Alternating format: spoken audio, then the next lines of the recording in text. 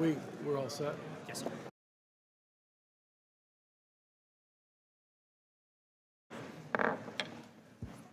The joint hearing of the Health and Oversight Subcommittee will come to order.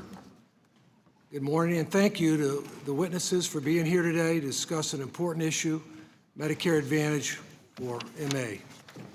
MA is a very popular health insurance option that plays a vital role in providing high-quality, affordable care to millions of seniors, including over 100,000 from my district in Florida. Nationwide, 54% of Medicare beneficiaries choose MA plans over traditional fee-for-service Medicare plans. In Florida, 60% of Medicare beneficiaries are enrolled in MA. MA beneficiaries spend less on care and have a better health outcome than those that do a traditional Medicare, leading to lower and more efficient costs across the system. MA beneficiaries generally also have more access to benefits traditionally Medicare that doesn't offer, like lower out-of-pocket costs, vision, dental, hearing coverages, prescription drugs, prevention services, and chronic diseases management care, and a host of other supplemental benefits.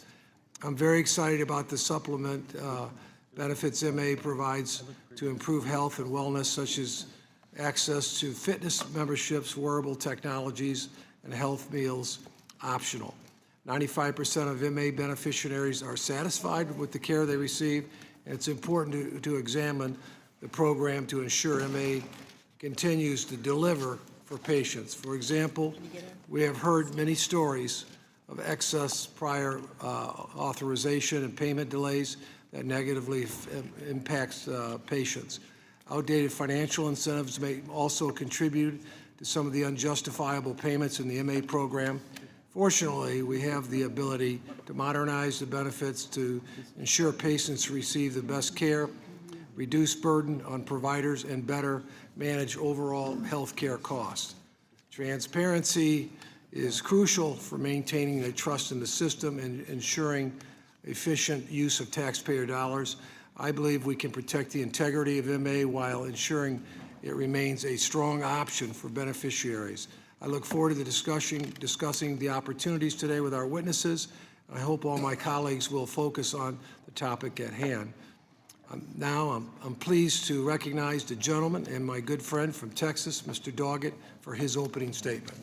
Well, thank you very much, and thank you, Mr. Schweikert, as well. I'm very pleased that these committees are finally addressing some genuine waste, fraud, and abuse.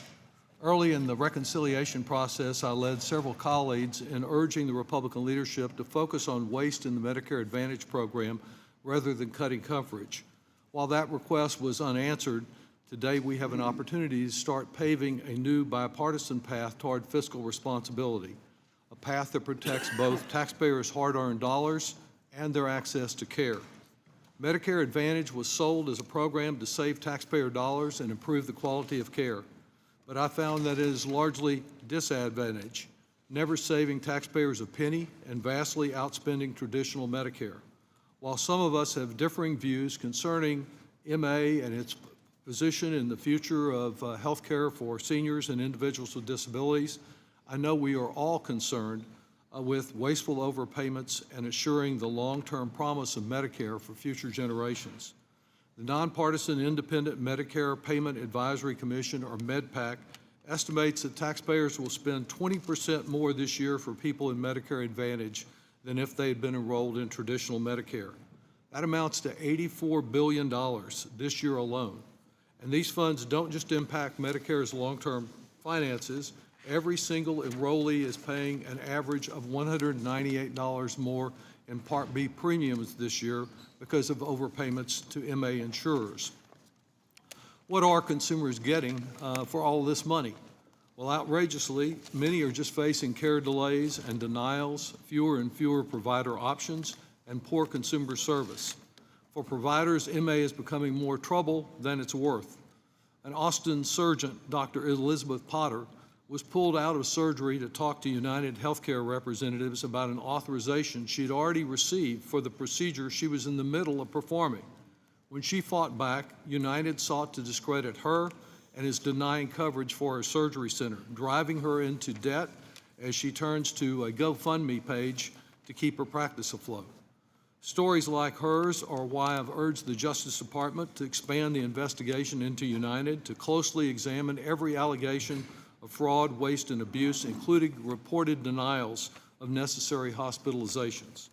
For years, I've heard from hospitals, home health care providers, and other professionals who are experiencing increasing administrative burdens, delays in reimbursement, and smaller payments that are falling below what traditional Medicare would have paid. Together with my colleague, Dr. Murphy, we've authored the Prompt and Fair Pay Act, bipartisan legislation that we filed this week to ensure MA plans at least pay what traditional Medicare pays for covered items and services. Our bill also establishes prompt payment requirements modeled after the requirements in Part D. It has been endorsed by the National Rural Health Association, Leading Age, America's Essential Hospitals, the American Academy of Family Physicians, the American College of Physicians, and a number of others. Last month, we also filed bipartisan legislation in which Chairman Schweikert participated to address an outrageous loophole that permits Medicare Advantage plans to receive premiums and capitated payments from duly eligible veterans who receive most or sometimes all of their care through the VA. Researchers have estimated that this loophole will cost the VA over $350 billion over the next decade, as taxpayers really are paying for care twice, once to the MA insurer, who pockets the money, and a second time to the VA, which actually delivers the care that it is wrongly prohibited from recouping its costs from the insurer. We've authored the bipartisan Guard Veterans Health Care Act to stop this waste and ensure the VA can bill MA for veterans care in the same way that they do other commercial insurers. Our bill is widely supported by the Veterans for Foreign Wars, the Medicare consumer groups, and a number of unions that serve veterans. I appreciate the support of Dr. Murphy and Chairman Schweikert in these measures, and I know they remain committed to additional bipartisan work to end waste and abuse in this program, to ensure a sustainable program for future generations, to stabilize provider payments, and improve the delivery of health care for all Medicare enrollees. I hope that this hearing will be swiftly followed by a markup on our legislation and other urgent items to take some of the disadvantage out of Medicare Advantage. Thank you, Mr. Chairman. Thank you, Ranking Member Doggett. I now recognize the gentleman from Arizona, Oversight Subcommittee Chairman David Schweikert, for his opening statement. Thank you, Mr. Chairman. Look, I care passionately about this subject. I want to put a couple things out. I'm actually a fan of managed care, as long as the incentives are designed for those of us who sort of grew up in the early literature from the late 70s, early 80s, that managed care was going to be a model where the incentive is, as an organization, we benefit by helping people become healthier. In an age of technology, miracle drugs, the abilities now to help people with their BMIs and other things, I will argue that if we read through the MedPAC reports from the last decade, the incentives are misaligned. That's all in many ways my legislation, this, help us. And there's some points I want to make. This is one of the reports, we often call it the beneficiary to worker ratios. Please understand from a global standpoint, this is more for all the members sitting here on this committee. In 7 years, the Medicare Part A trust fund is empty. We actually have an issue where in just a few years, I have less than 2.5 workers per Medicare beneficiary. It's demographics, it's math. It has also become public that Oversight has actually been doing inquiries for months. I want to thank, for particularly if there's representatives here, a number of the MA companies have been remarkably open in helping us understand their distribution models, how they work, how they score. A couple have been a little crankier, but we have maybe tens of thousands of pages that we're running through our data systems and those things trying to document. And Mr. Chairman, when it hits the right moment, I am going to submit a whole series of articles from the Wall Street Journal series to, I think there's a ProPublica article, some others in here, which document where maybe they weren't the MA provider itself, a contractor, but individuals who have been risk scored with diseases they don't have. And if the MedPAC report is correct, and I know there's some controversy in the scoring, but even when we've done distributional, taking just those in fee-for-service, stripping out those who just choose to just take the hospital portion and adjust for cost, if you look at the last decade of MA reports, MedPAC reports, you have 15 to 20 and some reports that may be even slightly higher. Just multiply that cost over fee-for-service, and then the fact that our promise, particularly those of us as Republicans, who are substantially responsible for this design, when this came into effect in 2005, Medicare Part C, it was going to come in at 95% of fee-for-service. If our culture really is the moment where we understand the power to society of having a healthier society, can we work with the insurers, work with CMS, work with MedPAC, work with my Democrat brothers and sisters, my Republican brothers and sisters, get the incentives aligned? Because as I mentioned before, our baseline obligation looks like it's $16 trillion over the next 10 years. This isn't a game. This is one of the biggest things in our government. Let's get this right. And with that, I yield back, Mr. Chairman. Thank you, Chairman Schweikert. I now recognize the gentlewoman from Alabama, Oversight Ranking Member Terry Sewell, for her opening statement. I'd like to thank the chairs and ranking member for today's hearing, and of course a special thank you to all of our witnesses who are here today. As this committee hears testimony on Medicare Advantage program, we cannot forget that just a few weeks ago, House Republicans voted for the largest cut to health care in our nation's history. Because of Trump and congressional Republicans, 17 million Americans will be kicked off of their health care.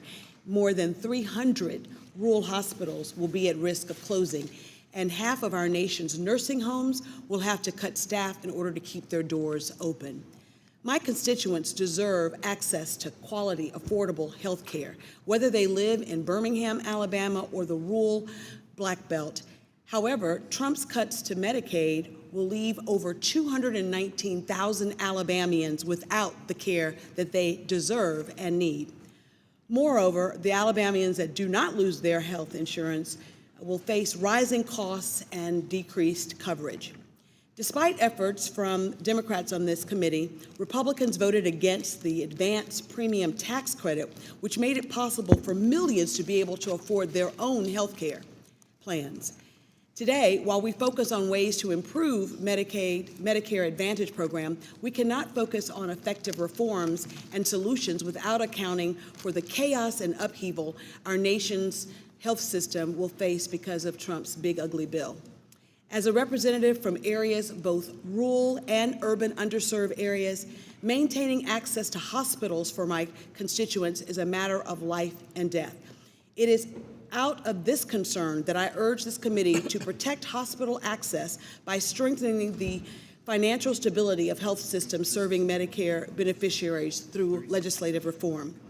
Americans, especially our seniors, need reliable, affordable health care coverage. Currently, over 54% of Medicare beneficiaries are enrolled in Medicare Advantage programs. Additionally, we are spending about 20% more per beneficiary on Medicare Advantage compared to traditional Medicare. With its increasing popularity, Medicare Advantage plans present a great opportunity for this committee to introduce legislative reform. As ranking member of Oversight, I agree that we must examine troubling practices in Medicare Advantage program, which have created financial nightmares for health systems and providers across this country. Many health systems and providers have continued to voice concerns regarding abuse of prior authorization, denial rates that are sky high, payment delays, overpayment in programs, increased administrative burdens, and a lack of transparency, to name a few. Another significant concern is the lack of oversight within Medicare Advantage. In 2024, Medicare spent $83 billion on rebates for supplemental benefits, representing more money than Medicare spent on the entire physician fee schedule. Yet this committee does not have any systemic records or data on supplemental benefits cost or utilization. There is simply no information regarding how often or not enrollees use these benefits. We must work to first improve the transparency within Medicare Advantage to gain access into the true nature of the problem this committee needs to resolve. It is clear, given the number of beneficiaries choosing Medicare Advantage plans, the program is here to stay, and when done accurately, will give correct benefits. So we must ensure that the program is not limiting access to health care in our most vulnerable communities. I look forward to the hearing and to hearing from our witnesses about Medicare Advantage and what we can do to reform it in order for it to meet the promise that it brought when it was first implemented. I think it's really important that we focus especially on the denial rates, and I have to tell you, I'm quite concerned that AI will only exacerbate that. And so I think that now is a great time for us to work together, Republicans and Democrats, to actually make Medicare Advantage meet its promise. Thanks, and I yield back the balance of my time. Thank you. I will now introduce the witnesses. Ms. Dawn Maroney is CEO of Alignment Health Plans and President of Alignment Health. Dr. Brian Miller is Associate Professor of Medicine and Business at Johns Hopkins University. Mr. David Basil is Vice President of Health Clinics at Aveda Health. Who turned the light? Dr. Jane is CEO of Scan Health Plans. Dr. Matthew Feeder is a Senior Fellow with the Brookings Institute. Thanks for all of us for you guys joining us today. Your written statements will be made part of the hearing record, and each of you'll have 5 minutes. Try to, if you can, stay to that to deliver your oral remarks. Ms. Maroney, you're recognized. Well, good afternoon. Health Subcommittee Chairman Buchanan, Oversight Subcommittee Chairman Schweikert, Health Subcommittee Ranking Member Doggett, Oversight Subcommittee Ranking Member Sewell, and distinguished members of the Health and Oversight Committee. Thank you for the opportunity to speak with you today about the past, present, and future of Medicare Advantage. My name is Dawn Maroney, as was announced, and I serve as the CEO of Alignment Health Plan, a fast-growing and highly rated Medicare Advantage care delivery organization that supports more than 200,000 seniors across Arizona, California, North Carolina, Nevada, and Texas. People often ask me, why did I join Alignment in 2014? And the truth is, it was personal. After 25 plus years in healthcare, I wanted to be part of something that wasn't just talking about transformation, but actually doing it. Our founder, John Kao, built Alignment Health after watching his own mother fall through the cracks of a fragmented healthcare system. Unfortunately, her experience wasn't unique, but it was unacceptable. At Alignment Health, we believe seniors deserve more than just coverage. They deserve care that is coordinated, proactive, and human. That belief came to life for me in one of my earliest moments at Alignment Health showed me the power of seeing the whole person. One of our doctors was conducting a virtual visit with a high-risk senior who was flagged in our system via a recent lab test that came through by our proprietary data platform for abnormally low blood sugar. Our technology helped us catch the issue, but the real insight came during the virtual home visit. His blood sugar was low because his refrigerator was empty. He didn't need an ER, he actually needed dinner. He hadn't engaged with us before despite being eligible for our Care Anywhere program for high-risk members because he didn't trust a health plan to do the right thing. But when we sent him a $30 pizza instead of sending him to the hospital is it not only avoided an unnecessary $20,000 hospitalization, it built trust. And we kept showing up and enrolled him into a program for meal delivery. This is what Alignment does and how we operate. We put the senior first, we support the doctor, we enable it all with smart technology and a culture of being an organization that has a serving heart. One of the ways we lead with a serving heart is by implementing Medicare Advantage the way that it was intended to be many, many years ago, if you think about it. A virtual cycle that uses artificial intelligence to identify the sickest members who drive 80% of the cost. Not to prevent it, not to deny it, but to be proactive in that integration of proactive healthcare. We identify these individuals and we surround them with a home-based, preventative, personalized care plan that provides more care to the beneficiaries who need it most, often preventing costly interventions before they need it. It's how we do well by doing good, caring for those who can't care for themselves, reducing overall cost and reinvesting in those savings into richer benefits that let us serve even more seniors. While many in the industry have lost sight of Medicare Advantage's purpose, we haven't. We're doing it the right way, and we're proving that the model was always meant to be. What we do every day is working, and it should serve as a model for thoughtful government policy. Our strong collaborative relationships with provider partners allows us to use medical management tools such as prior authorizations far less frequently. In fact, over the past 18 months, our prior authorization denial rate has stayed below 2%. That is less than a third of the industry average. Today, every Medicare beneficiary we care for is enrolled in a 4-star plus plan or higher.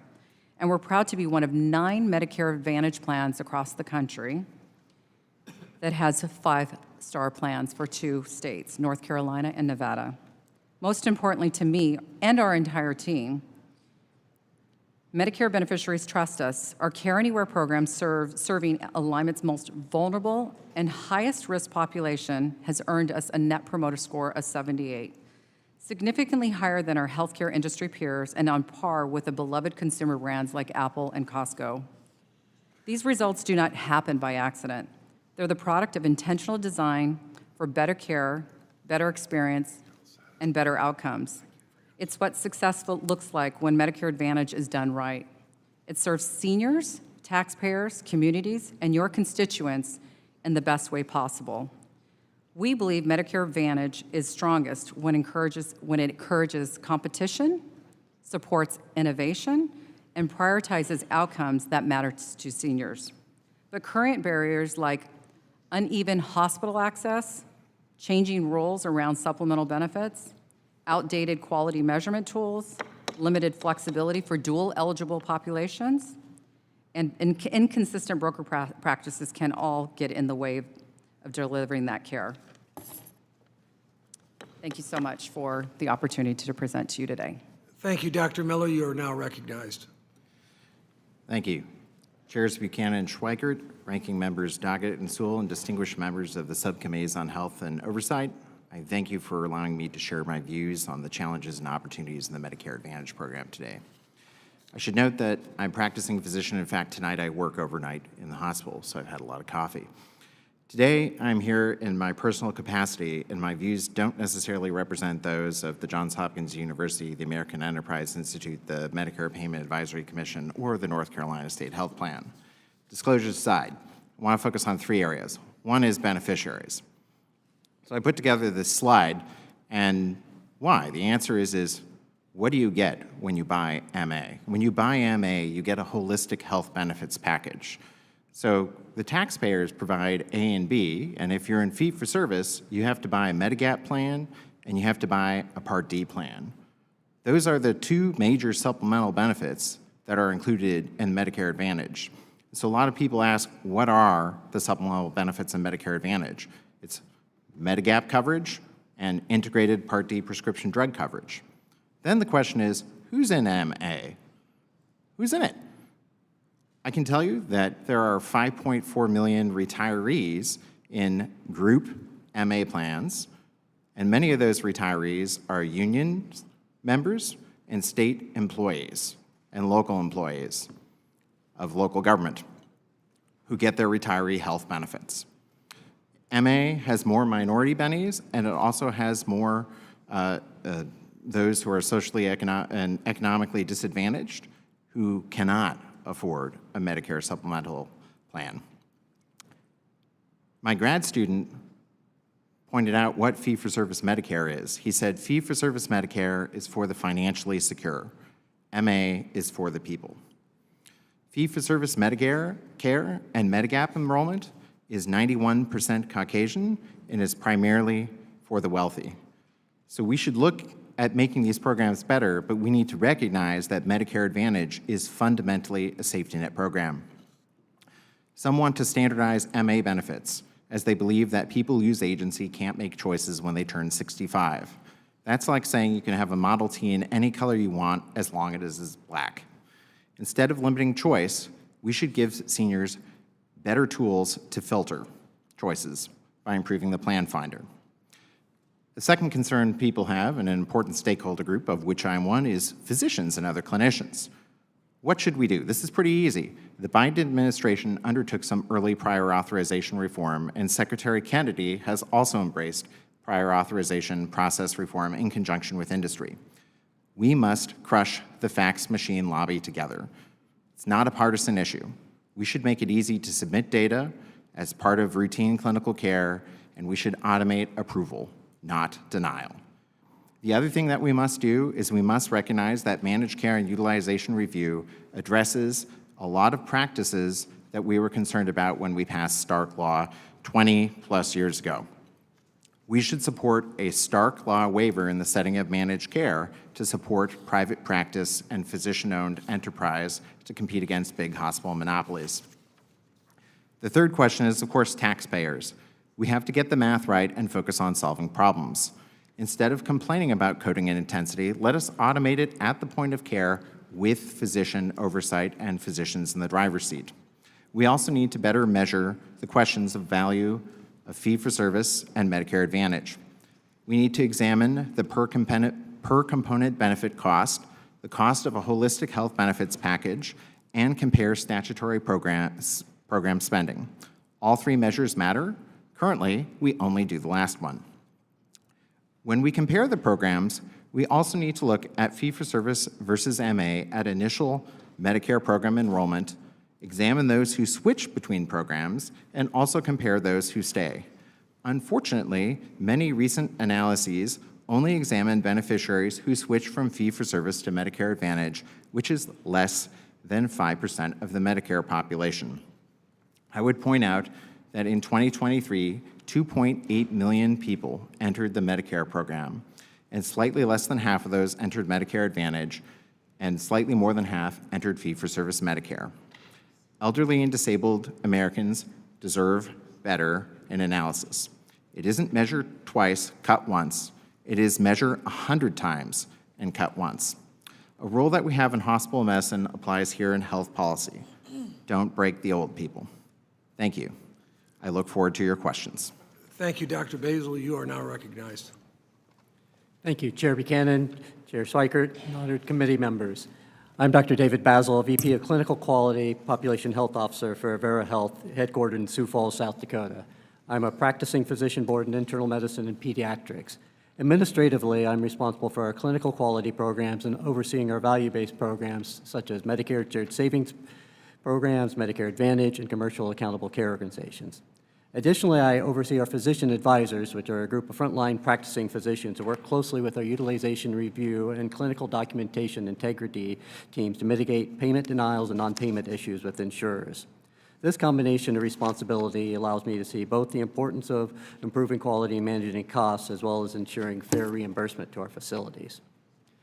Avera itself is a nationally leading rural healthcare delivery network consisting of 37 acute hospitals, 200 clinics, 40 long-term care, assisted living facilities, home care, and hospice. Our acute hospitals range from large tertiary centers to small centers across South Dakota, Iowa, Minnesota, and Nebraska, and include 31 critical access hospitals, as well as rural health clinics and partnerships with federally qualified community health centers. Avera's insurance division, Avera Health Plans, provides individual group and Medicare supplement plans, as well as Avera partners with a larger insurer to offer its own provider-sponsored Medicare Advantage plan. Avera's dual role as both payer and care provider allows for more effective management of patient care and quality outcomes. We offer a comprehensive integrated care system that spans over 100 primary care clinics all the way to hospice services, covering a wide geographic area. This integration enables us to deliver more coordinated care under one system. Medicare Advantage is an important option to many people, and it provides important benefits. That is why Avera Medical Group partners with this larger insurance provider to do a provider-sponsored plan. These benefits include potentially lower premiums, built-in prescription drug coverage, and extra benefits including dental, vision, and hearing in many cases. Also, some MA products have low, no copay, and maximum out-of-pocket limits. From a population health perspective, MA plans have the potential to support a broader definition of health as opposed to just paying for sick care. However, on the healthcare delivery side, we are seeing issues such as payment denials, authorization delays, and non-payment by MA plans that are hitting our rural facilities and their patients particularly hard. Some specific areas that are problematic include volume of denials. Our volume of care denials have more than doubled since 2022. Even though we overturn more than 70% of these denials, the administrative burden continues to climb. For example, MA plans may attempt to downgrade inpatient stays to outpatient observation status, but not follow the standard traditional Medicare definitions of qualifying admissions. This generally decreases the payment amount and oftentimes will increase the out-of-pocket cost for beneficiaries. And MA plans are also often not held to the same standards of traditional care for definitions such as sepsis that you follow for quality bundles and other coverage. Post-acute authorization delays. Another area where we are seeing significantly more activity by MA plans is a reduction in approved post-acute facilities and increasing time to approve discharge to skilled nursing facility.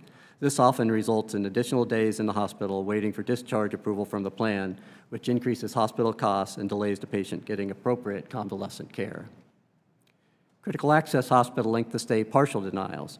We are seeing MA plans starting to refuse payment for longer patient stays, stating they exceed expected length, even when that longer length of stay is directly related to post-acute authorization delays as described before. Readmission non-payment. Readmissions are a critical quality of care concern. In traditional Medicare, CMS incentivizes hospitals to avoid inappropriate readmissions via the readmission reduction program. However, we have seen MA plans take a different approach and penalize both patients and hospital by refusing to pay for any readmissions within 30 days, even if totally unrelated to the initial episode. For example, a patient could be initially admitted for a heart attack, go home, and fall 2 weeks later and get readmitted, and the MA plan will refuse payment for the second admission. Overall, these and related issues drive the cost of caring for MA patients up while reducing the actual payment for MA patients. Rural hospitals especially struggle, as many times staff fill multiple roles and don't have the capacity to specialize in utilization review or clinical documentation rules. In conclusion, the administrative burden and volume of appeals associated with MA plan denials continues to grow. These discrepancies compromise timely access to care, increase physician burnout, increase member costs, and penalize hospitals unfairly. As you look to possible solutions, we emphasize that consistency, stability, and transparency are all important, with the well-being of the patient as the top priority. Thank you. Thank you, Dr. Jane. You're now recognized. Chairman Buchanan, Chairman Schweikert, Ranking Member Doggett, Ranking Member Sewell, and members of the subcommittees, thank you for the opportunity to testify this afternoon. My name is Sachin Jain. I'm a board-certified internal medicine physician, and I serve as president and CEO of SCAN. Let me begin with a story, not about me, but about the people who founded SCAN. We affectionately call them the 12 Angry Seniors. Back in 1977, these older adults were fed up with a fragmented healthcare system that didn't meet their needs. So they created the Senior Care Action Network, now SCAN, with a mission to help people age with dignity, health, and independence. Nearly 50 years later, that mission still drives us. Today, SCAN serves over 300,000 Medicare Advantage members across Arizona, California, Nevada, New Mexico, and Texas. What sets SCAN apart? We are proudly nonprofit. This matters. This means that we can prioritize the long-term well-being of our members over the short-term financial returns that shareholders expect. We serve the people who trust us with their care, not Wall Street. And it's not just words. We've earned a 4.5-star rating in 7 of the last 8 years by investing in what matters most to beneficiaries. Few other plans in the country have achieved this level of high quality and consistency. I come to you today wearing many hats. I'm a clinician, I'm a former CMS official, I'm a health plan leader, and I'm a family member. My mother-in-law and father-in-law are SCAN members. They joined after we got married, not before. I've spent countless hours talking with them and other older adults about what works and what doesn't work in our system. And I keep coming back to the year 1965. That's when President Lyndon Johnson, with Harry Truman looking over, signed Medicare into law, declaring that no longer will older Americans be denied the healing miracle of modern medicine. That vision was noble, and it literally changed the face of this country. But here's the truth. Traditional Medicare, in its original form, has important gaps. It doesn't offer dental, vision, and hearing benefits. It focuses little on prevention and offers scant coordination of services. And importantly, as costs rise, many older adults struggle to access the care that they need. In traditional Medicare, older adult families are on the hook for significant cost sharing, or they can elect up to $1,000 in expenses for Part B, Part D, and supplemental premiums. With seniors carrying an average annual income of about $50,000, that's for a household, and the traditional program is out of range for lower and middle income older adults. Medicare Advantage helps fill those gaps. It brings care coordination, supplemental benefits, and financial protections that traditional Medicare simply doesn't offer. It dramatically reduces cost sharing with beneficiaries to the tune of thousands of dollars annually. And it aligns incentives to keep people well. Are there problems with the program and need for reform? Absolutely. But let's not miss the forest for the trees. Let me give you a few real examples of how this vital program helps America's seniors today. An older woman with diabetes and vision loss is able to get to her doctor's appointment only because her plan covers transportation. A man with hypertension has access to a health coach, a dietitian, and remote blood pressure monitoring because under MA, managing chronic disease makes more sense than managing its complications. A SCAN member who is discharged from the hospital has all her durable medical equipment and follow-up in place before discharge, not after, because we know far too many balls drop for patients who can ill afford it. Now let's be clear. These types of services and benefits are not luxuries as they're often represented. They protect health, they protect independence, and they protect dignity, and are all uniquely available because Congress in its wisdom gave plans the flexibility to innovate service and benefit design. If we want to lower long-term costs, we must invest more upstream in prevention, in chronic disease management, and the sort of care coordination that actually keeps people healthy. Too often we debate Medicare Advantage in abstract terms. We talk about payment rates, we talk about benchmarks and coding intensity. Now, the program certainly needs reform of risk adjustment, utilization management, and the STARS program. But the real test is this. What does life look like for older adults with these plans, and what does it look like without them? For too many older adults, it means the difference between stability and insecurity, prevention and crisis, dignity and decline. We at SCAN are ready to be part of the solution to improve upon a Medicare Advantage. We believe in greater transparency. We believe in oversight. We believe in improvement. And we believe in a future where MA fulfills its promise for every older adult in this country who actually needs it. Again, thank you for the opportunity to be here today, and I look forward to your questions. Thank you, Dr. Fiedler. You are now recognized. Chairs Buchanan and Schweikert, ranking members Doggett and Sewell, and members of the subcommittees. My name is Matthew Fiedler, and I'm a health economist and a senior fellow at the Brookings Institution. I am grateful to be here to discuss the present and future of Medicare Advantage. I want to begin with a striking fact that has already been mentioned. Covering a Medicare beneficiary under Medicare Advantage costs an estimated 20% more than covering the same person under traditional Medicare. That differential will generate about $84 billion in additional payments to MA plans this year. This additional cost is borne mostly by taxpayers, but around 15%, or roughly $13 billion, is financed through higher Medicare Part B premiums. Notably, those higher premiums are paid by all Part B beneficiaries, not just those who opt to enroll in MA. MA plans are paid more mostly because of problems with the program's risk adjustment system. Risk adjustment aims to align payments to plans with enrollees' healthcare needs, as predicted by their health conditions and other characteristics. However, the current system overstates the needs of MA enrollees because plans report more health conditions for their enrollees than would be reported for the same enrollees if they were enrolled in traditional Medicare, where the same incentives to record every possible diagnosis does not exist. This makes MA enrollees look more costly than they actually are.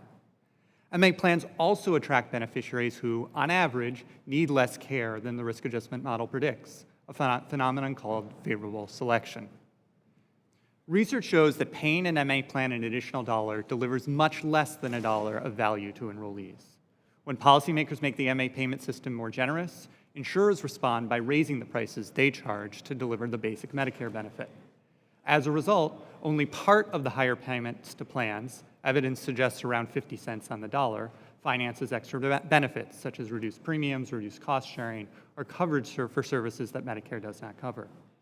It's unclear how insurers use the remaining amount that is not passed through to beneficiaries, but at least part is likely captured as profits and spent on marketing.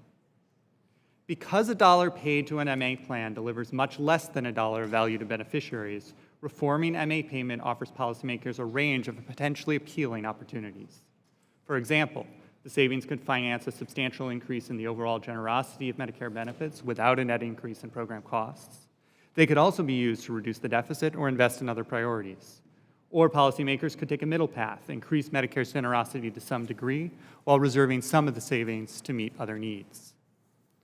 If policymakers opted to reform MA payment, a sensible goal would be to align payments to MA plans with the cost of covering comparable enrollees under traditional Medicare. Under such a system, beneficiaries would tend to choose MA in cases where MA could offer better coverage at the same cost and remain in traditional Medicare otherwise.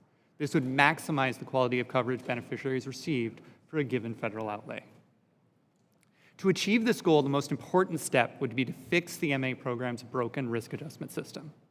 Doing so would require multiple reforms, but one worthwhile step would be for lawmakers to more clearly specify how CMS should calculate the coding intensity adjustment it uses to offset MA plans' more intensive diagnosis coding.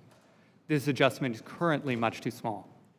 Lawmakers could also direct CMS to create a similar adjustment that's aimed at favorable selection. Fully aligning MA payments with traditional Medicare costs would also require various reforms to the program's underlying benchmark formula. In closing, I want to make one broader point.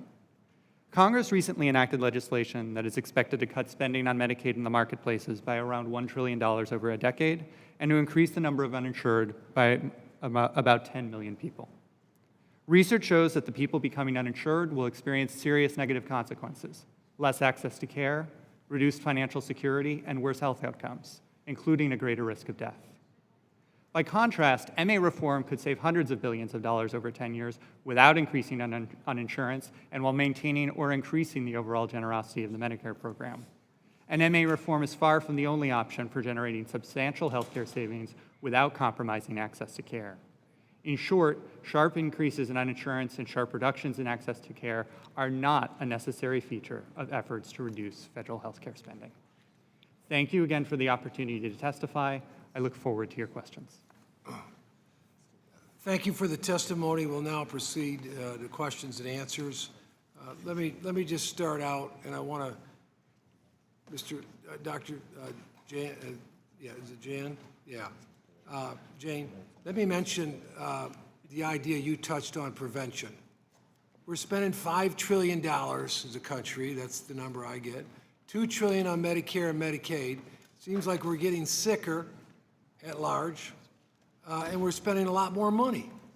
It seems like everything's reactive. Instead, you get the heart disease, you get the obesity, that, then you try to deal with it. But it just seems like it's so much more expensive. Can you expand a little bit more on your idea of prevention? Because it seems like the business that all of you are in, the more you make, if you keep the folks healthy. And we're reacting once it happens. As a guy, I'll just say one other thing. As someone that's been in business a long time, one of the most important things is to get the incentives and the pay plan right.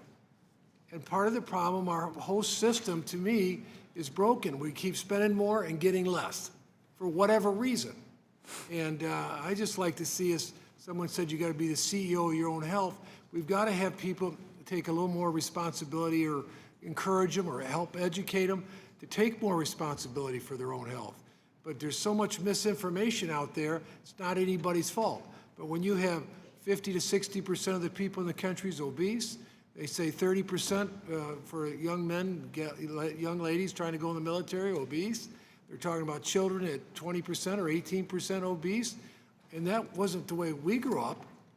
So my point is, I'm interested in your thought initially, where are we at on this? Because if we don't change that paradigm, I don't see how we get ever where we're going. We'll never have enough money.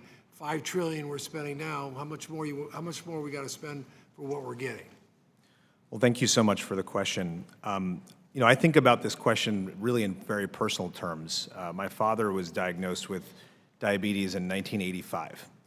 The first time that a physician or a medical student, in this case, the medical student was me, referred him to a dietitian was in the year 2006. And the reality is that we have a medical system right now that treats people when they become sick, but does very little to actually prevent them from becoming sick in the first place. Bullseye. We will pay for expensive procedures on people's retinas, we'll pay for their dialysis, we'll pay for their cardiovascular interventions. But had we actually intervened on my father, who passed a couple of years ago, in the 80s and 90s with lifestyle interventions, with a more intensive focus on actually counseling him on his disease, for pennies on the dollar, he might still be here today. That's the kind of thing that we try to do at SCAN for our Medicare beneficiaries. We try to think about their chronic diseases, intervene upon them early, get them the kind of supplemental benefits that they need to keep them healthy and well. I think there's incredible opportunities for us to intervene upon people and prevent things. 65, however, is too late. When I meet our Medicare beneficiaries, they've had 65 years in a fee-for-service system where they've largely been disconnected from primary care, or if they have primary care, we're focusing on treating their problems when they actually arise, as opposed to actually slowing or delaying their progression or preventing them from happening in the first place. I think we have incredible opportunities through the Medicare Why do you Advantage program. think the whole thing on obesity has become such a big issue, especially when I got 10 grandkids, 10 and under, and I'm very concerned about what they're eating or what they're doing. They don't have any of those issues now, but any kids, I don't like to see what's going on in that space. Dr. Miller, let me ask you, what's your thought on prevention? What more can we do? Is our system backward? We're reacting to the problem. It costs a lot more to react on stage 4 cancer or something than trying to prevent it in the first place. And so that's just the way I look at it, the way I want to run my life is that way. Someone said the first time you have the first heart attack, when you have your first heart, if someone has a first heart attack, half of them never see the next day. So I thought to myself 20 years ago, how do I not prevent that to begin with? So I get back to the whole idea of prevention. So thank you for the question. I think part of this gets around to how we can customize benefits rather than standardize benefits. We have special needs plans or SNP plans. We have I-SNPs for institutionalized beneficiaries who live in skilled nursing facilities. We have D-SNPs for dual eligibles who are eligible for Medicare and Medicaid. And then we have C-SNPs for chronic disease. So I think actually CMS needs to invest some time and energy working to promote this marketplace so we can have customized health benefits to address chronic disease, to address those who are multi-morbid and live in a skilled nursing facility, and also dual eligibles. We could have specialized benefits, specialized marketing and advertising regulations, and then, of course, customized network adequacy. So that way we can get the right patient into the right health benefits package and get the right care. But is it your thought, should it be, is a system in your mind reactive or should it be proactive and try to not let people get in the situation in the first place? Some of it's hereditary, I'll take the bet, but there's a high percentage. It's got to be the environment, the food, or something that we're lack of activity. There's something going on in my mind. I agree wholeheartedly. Okay. Mr. Doggett, you're recognized. Thank you very much, Mr. Chairman. While the MA ads that are direct to consumer to seek new enrollees are usually misleading, the Medicare Advantage ads that are resisting reform are truly deceptive. A good example are those that are being run now, over $1 million worth in the state of Louisiana, against its senator, Republican Senator Dr. Cassidy, claiming that his efforts to end upcoding represent deep Medicare cuts for the people of Louisiana that will deny access to their doctors. Dr. Fiedler, can you explain why reining in waste, fraud, and abuse in Medicare Advantage can actually benefit all enrollees, including even those that are in MA plans, without in any way jeopardizing access to their health care, as these false ads have been claiming against Senator Cassidy? As you mentioned, we're currently paying Medicare Advantage plans tens of billions of dollars more per year than it would cost to serve the same beneficiaries in traditional Medicare. And so if policymakers were to rationalize the MA payment system and use those funds to invest in the base Medicare benefit, that approach would obviously benefit traditional Medicare enrollees, but reinvesting the savings in those ways could benefit Medicare Advantage enrollees as well, because MA plans are required to cover the base Medicare benefit, because traditional Medicare is the competition for MA plans, and because those higher benefits would translate into higher benchmarks for MA plans. And because the MA plan is so inefficient, the MA status quo is so inefficient, depending on the circumstances and the design of that type of policy, even MA enrollees could end up better off on that than they are under the status quo. Well, thank you very much, and I'm sorry to say I hear the same kind of false ads are being run against Chairman Schweikert out in Arizona that have been used in Louisiana and elsewhere, when we could be working together to try to get the taxpayers more for their investment. Let me ask you to turn to the whole issue of risk adjustment, because after being promoted as a way to save taxpayer money and improve quality, we're still waiting to get the first cost benefits from Medicare Advantage, and in fact has spent billions more than traditional Medicare. I have repeatedly urged CMS to rein in the abuse of upgrading, the very one that they're running these ads against people who raise that question. What are the benefits of adopting some new risk adjustment formula, such as I believe it's called DESI, that has been recommended by MedPAC? How would it impact good actors that don't engage in upcoding?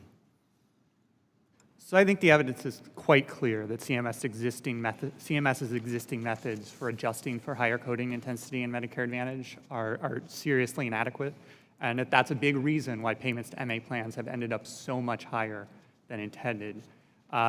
If CMS were to adopt a better method for adjusting for coding intensity, and I think MedPAC's and the research community's DESI method could be the foundation of a method for doing so, that would help mitigate this type of problem. I think that method could be used in one of two ways. It could be used to calculate insurer-specific adjustments, or it could be used to calculate adjustments at the market level. I think the advantage of insurer-specific adjustments is that it would only adjust coding intensity to the extent that a particular insurer plan is engaged in more intensive coding activity. I think a caveat with an insurer-specific approach is it could expand the scope for plans to engage in favorable selection. So I think there are trade-offs with these types of approaches. Finally, I'd ask you to turn to supplemental benefits. You know, when the enrollment period begins and we start seeing one ad after another on television, you get the impression you get free rent, free visits, free groceries, perhaps even a free autographed football from Joe Namath.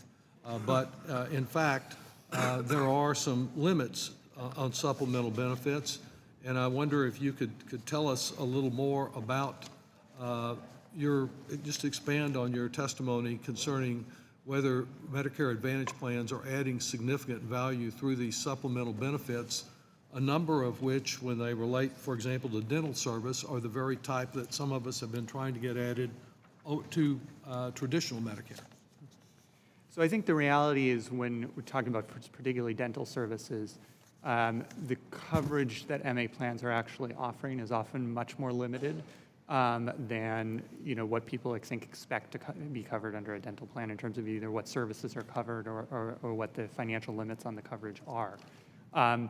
There are, MA plans do offer additional cost-sharing protections, in some cases lower premiums, but I think the issue from my perspective is those additional benefits aren't commensurate with the additional money we are paying those plans. And so there are probably much better ways to deliver those additional benefits to Medicare beneficiaries than the sort of bank shot through higher MA payments that we're working with today. Thank you, Mr. Chairman. Thank you. I now recognize Chairman Smith for questions.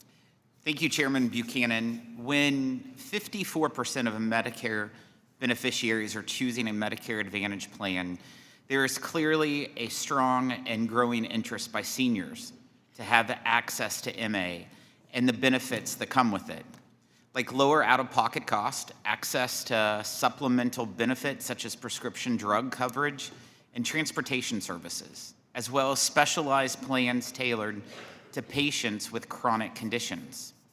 Patient enthusiasm for the program is exactly why we should ensure its integrity.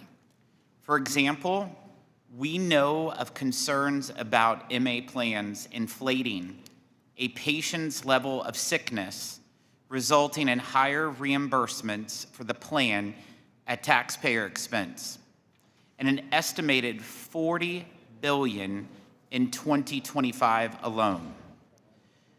Ms. Maroney, how rampant of an issue is this, and what can Congress do to help support the Trump administration in protecting this program so treatment is given where it is needed?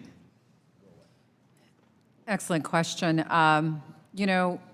Full transparency, making sure that organizations, if there is abuse that's going on at an individual organizational level, that organization is being held accountable.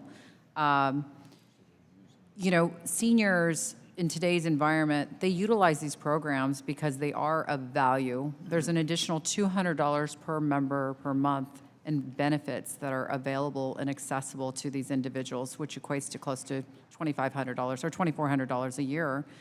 And then when you think about if they had to go on Medicare fee-for-service on its own and they're selecting a fee-for-service program, then that program is anywhere from $200 to $300 per member per month, in addition to just to get the full comprehension of the program as a whole.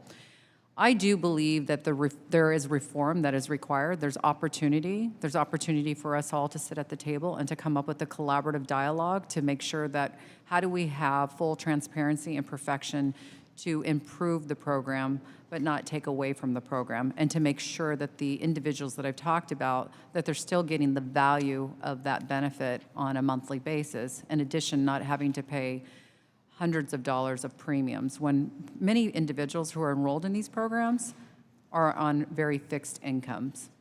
Thank you. So one of the well-known benefits of engaging the private sector is the faster pace of innovation, which in the case of healthcare means a system that can respond more quickly to the needs of patients and providers. My number one priority when it comes to healthcare reform is expanding access to higher quality care in rural communities. Dr. Bazel, we have seen rapid growth of MA in rural areas in recent years. What are some of the main lessons you've learned from your experience serving rural communities, and how should MA incorporate those lessons to enhance access and deliver better health outcomes for rural patients? Thank you, Chairman.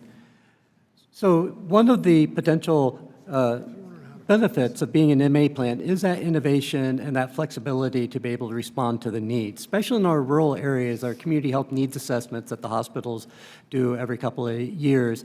Transportation is a good example of something that comes up in the top 2 or 3 needs in those assessments in every one of our communities. Especially in our rural areas, there are not such things as ride-sharing programs or even taxi services. And a lot of times, Our hospitals are where that ends up taking on both the medical transportation, but even the non-medical transportation. Getting someone to social activities, loneliness, social isolation is one of the biggest predictors of adverse health in the elderly. And so that's a good example of where it's worth it to us, to look at that transportation and to bear some of the cost of developing those programs, even though that's not a traditional healthcare expense. And so it's that type of innovation that the promise of MA hopefully can deliver on.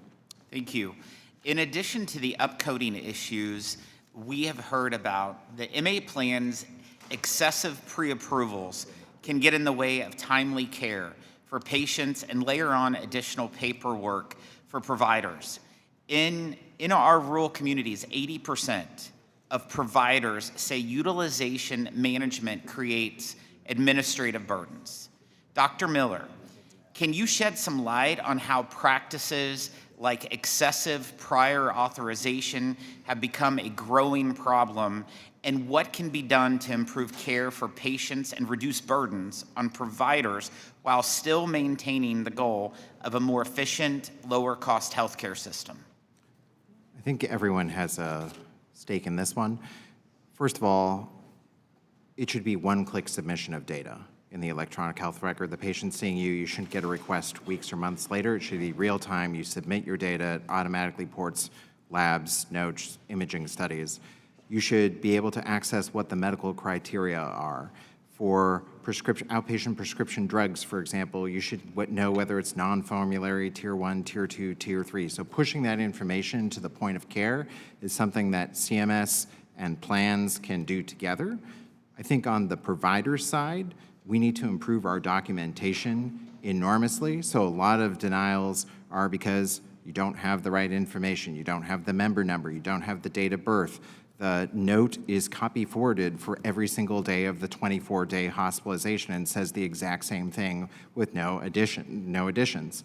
A lot of tools that we can do to support doctors and hospitals with documentation, the ambient AI scribes, the voice dictation. I think a lot of those things that will happen over the next 5 years from both the hospital industry, the plan industry, and CMS as a regulator can actually solve a lot of these problems. It's very fixable. Thank you. Thank you, Chairman Buchanan, Chairman Schweikert. I yield back. I now recognize Ms. Sewell for 5 minutes. Thank you, Mr. Chairman. I want to thank all of you for being here today. For me, I represent both an urban area, Birmingham, Alabama, underserved, and a huge swath is rural. And picking up where my chairman just left, Chairman Smith just left, prior authorization is the #1 complaint I hear about. The #1, and the delays in payment have exacerbated an already financially insecure hospitals. I represent Alabama that did not expand Medicaid. My rural hospitals are teetering on the edge, and when I hear time and time again about prior authorization, it almost, it's mind-boggling that the denial rate is so high. And I know, Ms. Maroney, you actually said that your denial rate was just 2%. So can you enlighten me as to how you were able to get your denial rates lower? Thank you so much for that question, and we take pride in that. There are a lot of referrals that people go through that should be auto-approved. There should be no hold time.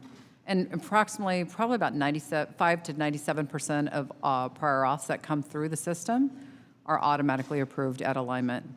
The other thing is which I heard a little bit earlier about the prevention and component, and which is critical. We have a belief system through our Jumpstart assessment program. For every new enrollee that enrolls into the program, it is our goal to see them immediately within the first 90 days or 120 days to make sure that there's no continuity of care issues. So it sounds like you are trying to on the front end, prevent chronic diseases, and in doing so, you're saving money and obviously saving people's lives as well. Absolutely. One of my hospitals, DCH Regional Medical Center in Tuscaloosa, has consistently experienced an increased disparity in the performance of MA plans compared to traditional Medicare, stemming from pre-authorization pre-authorizations, inconsistent payer communication, unpredictable claim denials. The average number of days it takes to receive reimbursement for services from traditional Medicare for DCH, this particular hospital, is about 18 days. So traditional Medicare, 18 days. But for MA plans, the same hospital has to wait anywhere from 21 to 66 days for a pre-authorization. Now, I know the Biden administration did much needed reform on pre-authorization, but it didn't go, in my opinion, far enough.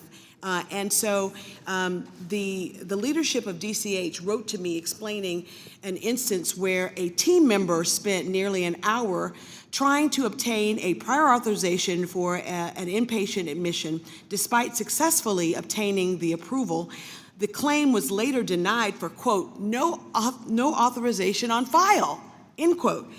This led to a full appeal, which included resubmitting data and follow-up, multiple follow-ups, all to eventually get the original authorization honored. We cannot afford to have this kind of insanity, for lack of a better word, and think that we can actually fix our very frail healthcare system. And so, Dr. Basil, I wanted to know from you, how can, and let me just back up. And now I hear that AI may be replacing live people on the other end of these pre-authorizations, only complicating matters. So what assurances can I give to my constituents, especially in rural parts of my district, that MA reform is likely to happen and continue to happen, and that it won't restrict access? Right, so your data actually is very similar to what we see. We see about 20 days on average for accounts receivable for traditional Medicare and considerably longer for MA, and so that is consistent with our experience with the MA plans as well. You mentioned AI, and so that is something that AI could be a good thing, because if it helps increase the speed to where you can get a prior authorization approved because it automatically, kind of gold cards you or something like that, AI could be a very good thing. Yeah, it depends upon what algorithms you feed Right. into it. So if your first instinct as an insurer is to deny, then an AI wouldn't necessarily benefit that. Right. And I know I'm running out of time, and I did want to ask Mr. Fiedler, if you could also expound upon what you were saying about rural hospitals and MA. I know, yeah. In particular, you were the large number of rates of denials for MA. So, I mean, certainly to the extent that hospitals are experiencing higher denial rates in MA, that has implications for their bottom lines. Some hospitals are going to be able to absorb that, some hospitals are not, and it's going to sort of depend on, what's the financial condition at baseline. Yeah, thank you, Mr. Chairman. I'm sorry to extend my time, but I think that it's really important that we get to the 20% more costs for medical Medicare Advantage over traditional Medicare. That's $83 billion worth of waste. Let's get together on that. So let's work on that. Thank you, sir. Pursuant to committee practice, we now move 2-to-1 questioning. I recognize Mr. Smith, Nebraska. Thank you, Mr. Chairman. Thank you to our entire panel for participating in what I think is a very timely discussion, something that I think should be on all of our minds. And looking at, Medicare Advantage has been around for some time now, and I think we have a lot of data to draw on. I think hearing from seniors, many of whom appreciate being on a Medicare Advantage, I think we ought to pay attention to that, but also look a little deeper than that and make sure that we are formulating policy that is good for seniors, good for their health care, and certainly good for our country. And so I think there's some things we can take away, and the flexibility and creativity, if you will, that some plans offer that actually contribute to better health, that as Ms. Maroney was speaking about. I think we need to be mindful of that. I represent one of the most rural districts in a very rural state, and so there's not as much participation, as you know, not as many options that would exist for patients across my district. And I want to make sure that as seniors have the choices that can lead to higher quality outcomes and cost savings as well. I hear from providers that are concerned about additional paperwork. That leads to cost, obviously. Now, in all honesty, there are some providers who are saying they don't want to participate at all, and that should get our attention in a hurry. And when the beauty of the system should be a plan in discussion with providers can come up with a good solve for patients, that's what we want. And so when perhaps a provider feels shut out, I think that should be addressed. But Dr. Basel, I certainly appreciate the services that are offered by Avera in my district, and I know that Avera is involved both on the hospital side and the MA plan equation. I know you're very familiar. And how would you say Avera has operated differently than other MA plans in order to succeed in rural areas where other plans have actually encountered challenges? Thank you, Representative Smith. And, earlier I talked about, the transportation issues in many of our rural areas. One of the facilities in your areas in O'Neill, Nebraska is one of those places where we've worked with coming up with a transportation system of our own. But in general, prevention we talked about is one of the key things that certainly plays into here, but coordination of care is the other thing, and that's where I think Avera has an advantage, being both a healthcare system as well as the payer there, because we can do that care coordination, reduce that fragmentation of care, and then shift towards the prevention side. And so, it's all about that alignment of incentives. You talked earlier about why don't we do more prevention, and it's about that alignment and that time horizon. Prevention is going to save us money 10 years, 20 years down the road, and so how do you get to the short-term things so that you can reinvest it in that prevention that's going to save you money on down the road? Okay. Where could you say CMS could take steps to ensure that rural seniors continue to have access to high-quality MA options? So you think about network sufficiency is one of our biggest problems in getting access to MA plans, certainly in a lot of your constituents, because they're so rural that being able to get specialty care within the guidelines. And so that's something that you've worked on in the past to network adequacy problems. That continues to be something that we look to partner with, some of the changes in telemedicine to allow us to do a little bit more in those areas, but also it gets to some of those coding intensity changes as too. That's a have and have nots. And so if you've got certain MA plans that are very aggressive about coding intensity, ones like us that take more of a clinical approach too, if you're not managing that disease clinically, then it shouldn't be, on that chart.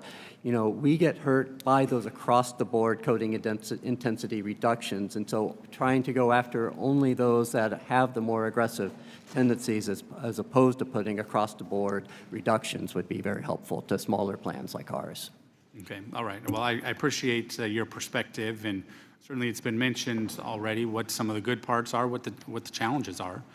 I'm very concerned about straight-up fraud that takes place, that I would hope we have the tools necessary to address that, realizing there are some good parts of this that we don't want to lose as we sort things out. So thank you, Mr. Chair. I yield back. I now recognize Mrs. Fischbach. Thank you, Mr. Chair. And I, like Mr. Smith, I serve a very rural area. Dr. Basil, thank you so much for being here today and for your work with Avera Health, which serves so many of my constituents across the 7th District. And if you're not familiar with it, I am the western half of Minnesota. So I border Canada, North Dakota, South Dakota, so there are a lot of Avera facilities in my district. And I appreciate that Mr. Smith from Missouri, had brought up some of the rural issues, the rural patients, and some of the other folks have too. But given your unique perspective overseeing the regional Medicare Advantage plan and the clinical operations across the 38 rural hospitals, I'm wondering on how prior authorization policies specifically affect rural areas, the rural discharge planning. And I mean, we've seen data showing that MA enrollees face longer hospital stays, and I think you mentioned maybe some of that during some of your testimony, due to delays and to improve the post-acute care. Can you speak to some of these, how these delays affect patient flow and hospital capacity in your rural facilities in particular? Yeah, so the main issue here is going to be prior authorization delays for skilled nursing care. A lot of our rural areas, we actually utilize skilled nursing care a little bit higher. When you live 45 miles away from the nearest hospital, you're more likely to send somebody to a skilled facility than you are if you live 2 miles away from the hospital. And so those delays in getting people out of the hospital and into that convalescent mode, it affects direct patient care. The hospital is no place to rest. It's no place to regain your strength. And so getting them to that next level of care is important. So that's one piece of that directly affects the patient. The other care is it clogs up the hospital systems. And so we've got beds that we can't put another patient in, especially, if it's in our tertiary care center, they're usually running at capacity, and we have to get one patient out before we can transfer in that patient from the rural hospital for the needed higher intensity of care. And then the cost piece of it as well. It's like if they're spending more days in the hospital, they're costing us considerably more. And can you maybe speak to, or if recent federal efforts to streamline any of that, that prior authorization has made any kind of meaningful difference on the ground? So obviously, I can't tell you what it would have been like without any of those changes, but I can tell you the trend. We have not seen any bend in the curve. In fact, if anything, there's an escalation in the number of denials and delays that we're seeing year by year. So we've certainly not seen any appreciable effect that I can tell. Okay, thank you. The other thing, and I'm going to shorten this up because we're short on time, but from your perspective, which of the supplemental benefits, because you mentioned earlier not transportation, those kinds of things, and I just want to tell you, the transportation is a huge issue. I mean, when you look at my district and across rural areas, and I just want to just add, transportation is an acute issue. I've seen wives not accompany their husband in the ambulance because they don't know how they're going to get home. Yep. And that's and I know that we can't necessarily cover it, but it is part of people's care that they have their loved ones with them, and that was heartbreaking for me when But which of the supplemental benefits have proven most impactful in those rural areas? So if you look at some of the ones like, I would like to be able to say that it's some of the health club benefits and stuff like that, because that should lead to more exercise, which should improve health. Unfortunately, I think those are underutilized by all aspects of our society, and so I don't know that I can say that. Probably some of the dental and vision plans are what you see most broadly, and makes it feel a little bit more like commercial insurance that people are used to, and certainly dental health is tied to medical health, and so that would certainly be one of those that I would point to. And again, thank you for being here. I appreciate the perspective, given that you know healthcare in my district very well, and so I appreciate you being here. So thank you. Thank you, and I yield back. I now recognize Mr. Thompson. Thank you, Mr. Chairman, and thank you to the witnesses for being here today. Well, Medicare Advantage provides important benefits to some 54% of our nation's seniors. However, as has been pointed out, Medicare Advantage is not without its flaws, and those flaws need to be fixed.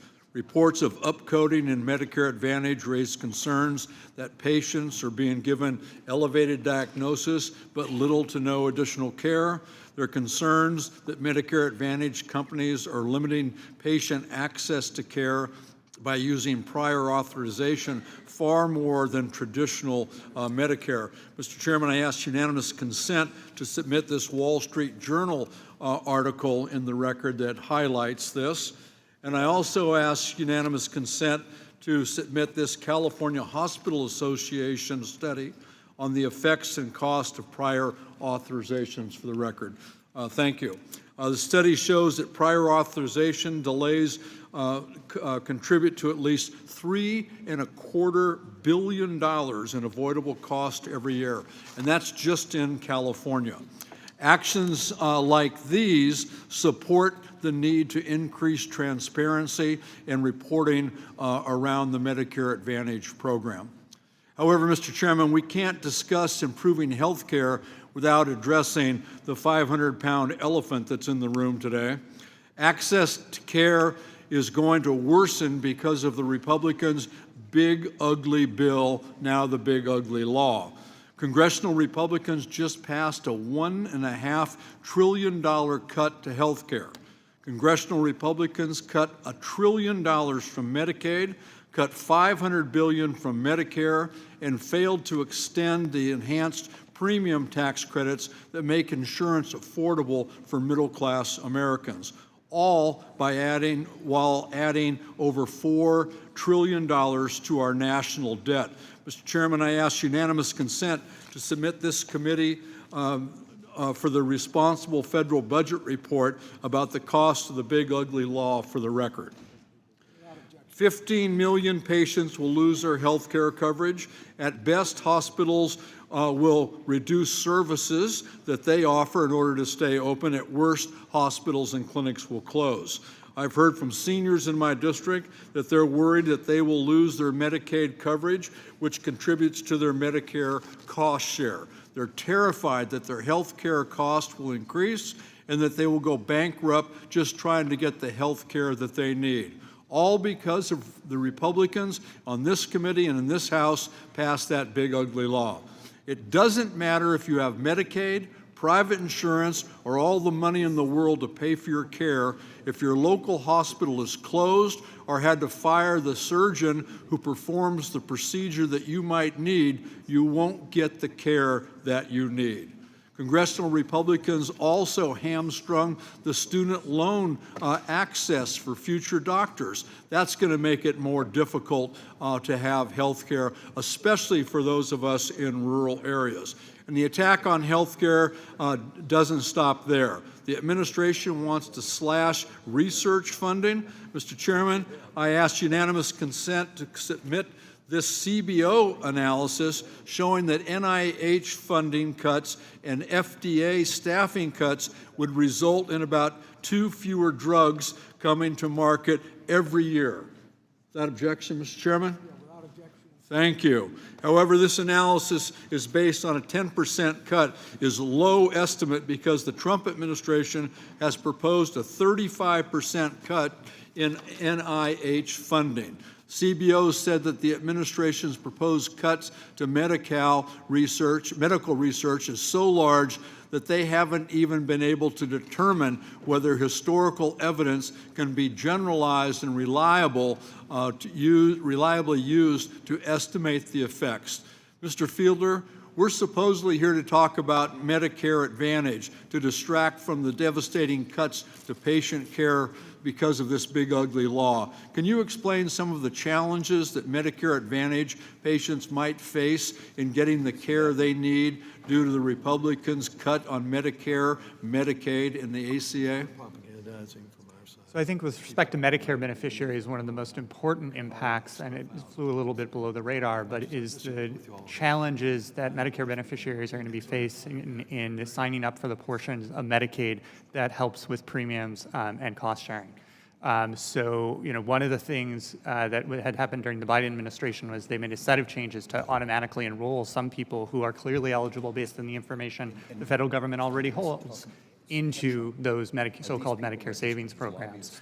Under the bill, that will no longer go forward, and those people will have more difficulty enrolling in paying their Medicare premiums and paying for care they need.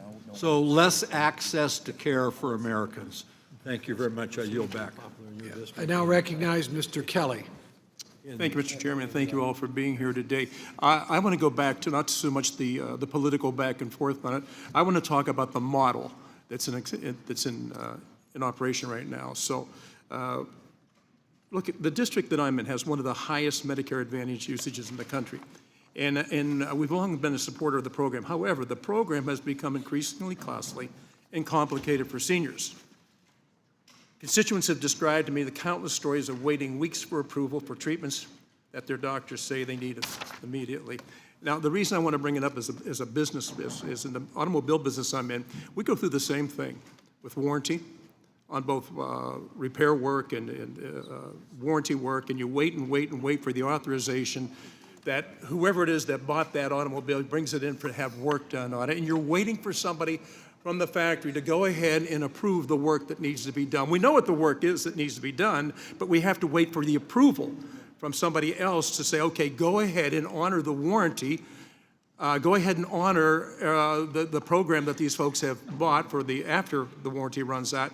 But you wait and wait and wait for authorization. So, I mean, a lot of people say, don't compare this to cars and trucks. I'm talking about the ability to get up and do whatever you need to do every day and function. And if you're waiting for authorization to do something the technician knows needs to be done right now, that's a problem. That's a huge problem. So Mr. Albany and I are working on a piece, and it's incredible because right now we have 220 co-sponsors on this. This is on both sides of the aisle. We all recognize that there's a problem.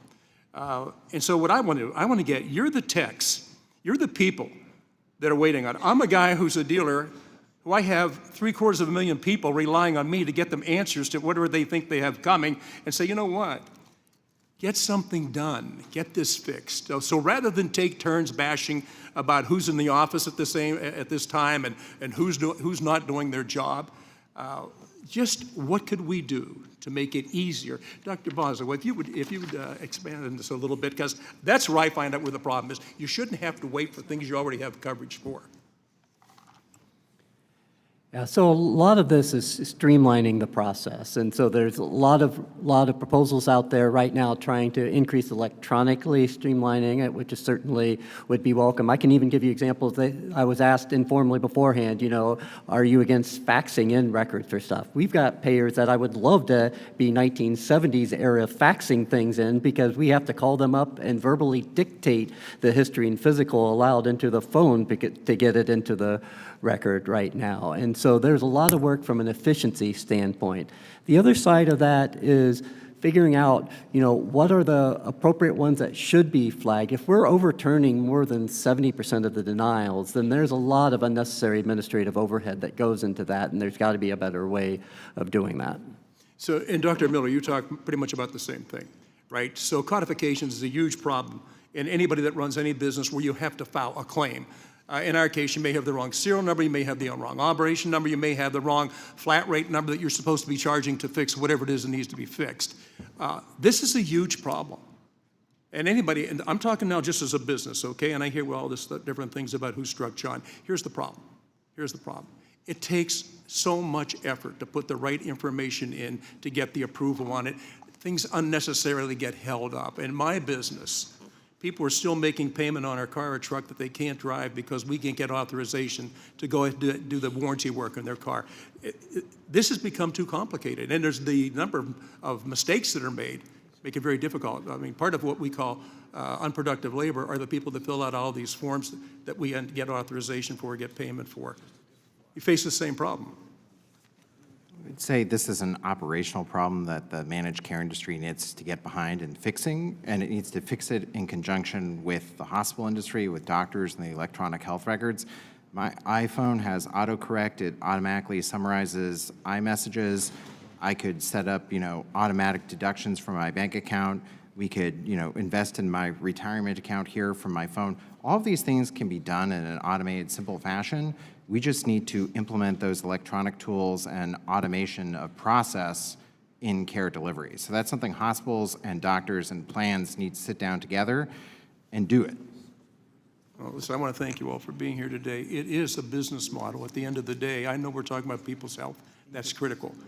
But these things are all fixable. With what we have available today to do this stuff, we just need to implement it and put it into effect. Thank you so much for being here today. You guys are incredible. Thank you. I now recognize Mr. Yacob. Thank you, Mr. Chairman, for holding this hearing today and for our witnesses for being here today on such an important topic. Ensuring our seniors have access to quality health care is an important issue to the Hoosiers and the seniors that I represent.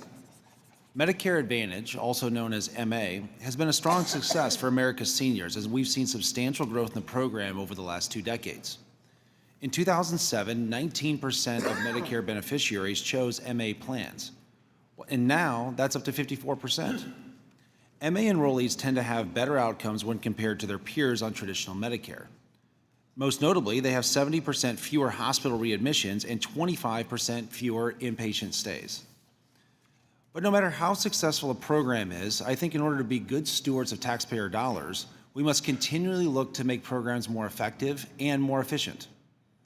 I think it's equally important that we keep all stakeholders engaged at the discussion table, especially seniors and healthcare providers as we strive for program improvement. I regularly hear from healthcare providers in my district that they struggle with the administrative burdens associated with Medicare Advantage, in particular about prior authorizations, when a provider must receive authorization from an insurance company before service may be administered. I certainly join my colleagues on both sides of the aisle today with concerns about excessive prior authorizations. Mr. Basel, can you talk about the impact prior authorizations have on healthcare providers and the seniors they seek to serve? So it's all about where is that sweet spot, because there is a very good case to be made for managing care. So you don't want no floodgate to be in there. So let's say a patient comes in with abdominal pain, and I don't think there's any concerning symptoms. I think that they're going to get better in a couple days, but they're really worried and they want a CT. You know, if there's no care, then the path of least resistance might be, sure, fine, you can have a CT. But if there's a little bit of prior authorization there, that enables the conversation about, you know, I just know that the payer is not going to approve this. Let's wait a couple days, see how things go, maybe start with a plain film. We actually have a better clinical outcome. We're not exposing the patient to radiation, and there's actually better care in that situation. And so there is a sweet spot there, but it's when that becomes excessive, and I've got a patient I am worried about that I can't get that necessary CT for, what that becomes. And so this is not a black and white issue. This is a where in that spectrum is the sweet spot. Thank you. And Mr. Basel, you spent several years working with rural healthcare providers. Can you share some of the unique challenges prior authorizations pose in these rural communities? Probably one of the biggest challenges in our rural communities, you know, in my big tertiary care center, you know, I've got a whole fleet of people that I train up on this, and they get really good at prior authorizations and denials and peer-to-peers and all of this, and they become experts in this. In my rural settings, you know, my director of nursing is also the quality director, is also the HR director. Everybody wears multiple hats in these smaller hospitals, and they can't be an expert in authorizations and denials and stuff too. And so we face an uphill battle. We try to support them as much centrally as we can, but it's a whole different ballgame when you can't do this all day, every day, like some of our larger facilities do. And what do you see as some of the biggest opportunities to improve the prior authorization process? Streamline it.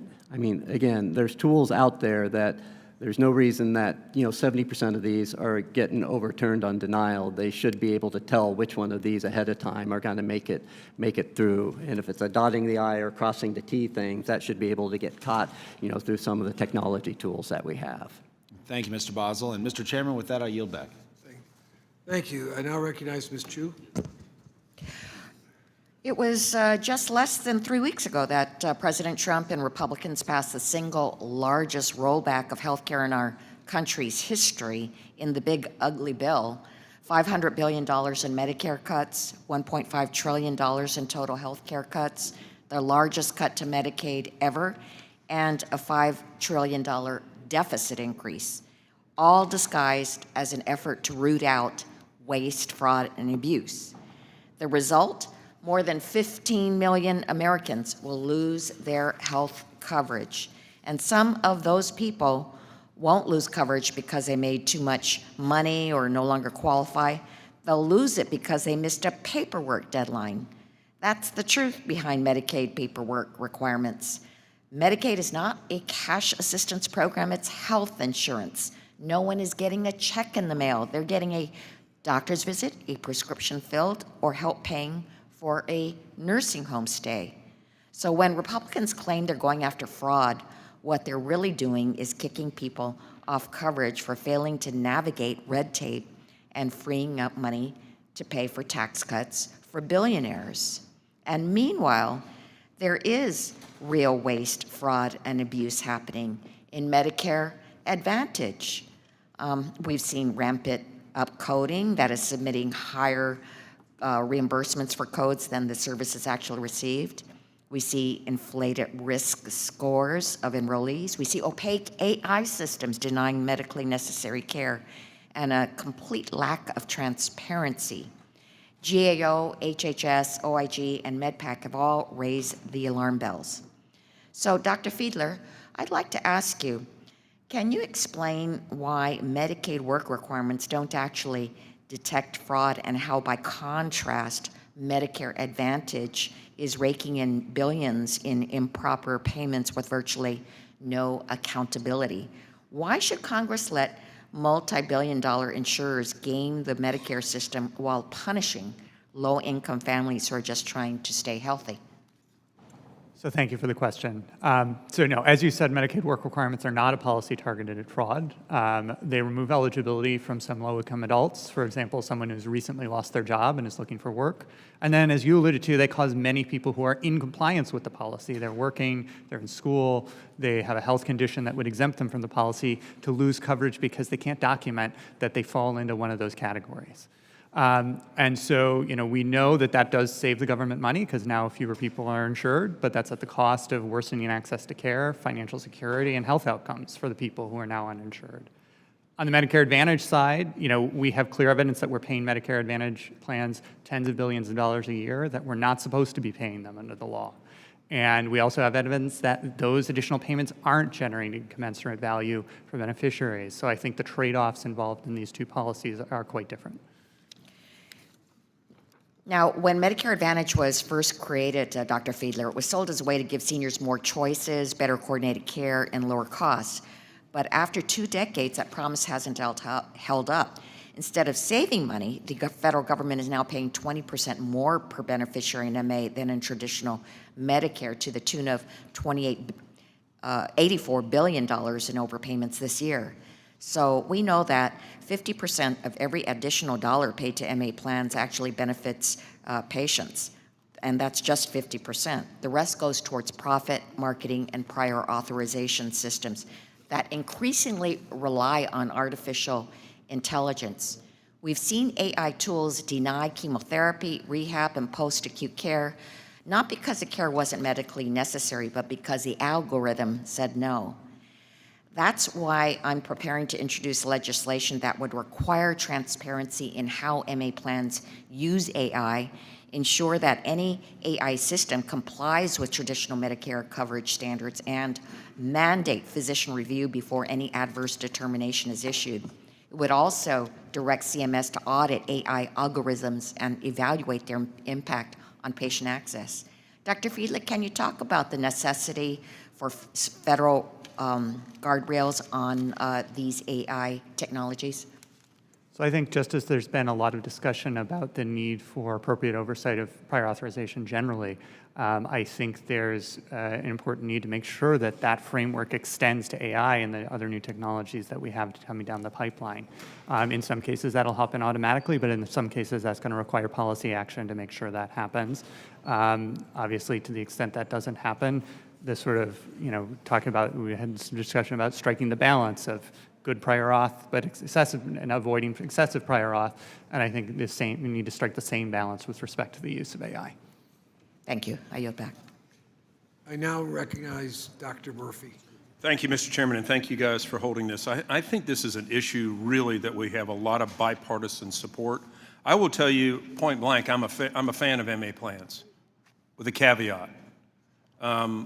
They do decrease hospitalization. We do have managed care. We prevent people from getting sicker. Absolutely. And I tell you, when I was doing my research yesterday, I applaud you guys for actually doing it right. I applaud y'all for doing it right. What I'd like to see are the United Healthcare, the Humana, and the Aetna sitting in front of us, because they have bastardized the system and they have ruined Medicare Advantage to what it should be. You guys are doing it right. I went down to Puerto Rico several months ago. 95% of the Medicare patients there are on Medicare Advantage. They do it right. United left after 3 months because they couldn't squeeze enough money out of the system. So you guys are doing what it's intended to be. And just as like with PBM programs, it was started out with a good plan. But when profit and actual fraud happens, this is a problem. Mr. Chairman, I have an article here, How Health Insurers from the Wall Street Journal, imagine that. They're 5 good articles that I would love my colleagues to read. How health insurance racked up billion in extra payments from Medicare Advantage. I'd love that submitted for the record. It shows how, especially United Health Group, I'm calling them out and I'll continue to call them out. Without objection, so ordered. There's some people that are probably going to end up going to jail because of the way they've ruined the system. The second thing is how United Healthcare, army of doctors, they're the largest employer of physicians in the country, how they mobilize them, how they militarize them to upcode. I'd like to submit that article also for the record. Without objection, so ordered. Thank you. You know, I've gone through this a couple times with my colleagues here before I ask any questions of what has happened with what's gone wrong with Medicare Advantage. Taking a good system where you guys are doing it well and taking it wrong. There's a diagnosis that poor Dr. Miller, I've seen that look in your eyes when you've been up all night. I got that look so many times. Actually, some of my colleagues had that a few weeks ago. We've gotten a little used to it here. We don't want to, though. United Healthcare diagnosed something called secondary hyperaldosteronism in 3/4 of their enrollees. 3/4 of them. It's only 3% on fee-for-service. They are ruining a good system. And sadly enough, we have seen the nation respond against insurance industries. After the tragic death of the United CEO, there were hundreds of thousands of dollars donated by people to the defense of the guy who murdered him. That's the outrage that we're seeing. So, guys, we have to correct this, and this is a bipartisan issue. We can't throw away a good program, but we can throw away bad actors, for sure. Dr. Miller, God bless you for staying up all night. Thank you very much. Can you tell me, do we need the STARS rating system? Absolutely. Not measuring quality is a mistake, whether it's the quality of a physician, a hospital, or a health plan. I think the problem with the STAR quality rating program is that the STAR quality rating program does not apply to fee-for-service as a health plan or ACOs, and that fee-for-service as a health plan, ACOs don't have an opportunity to get that bonus.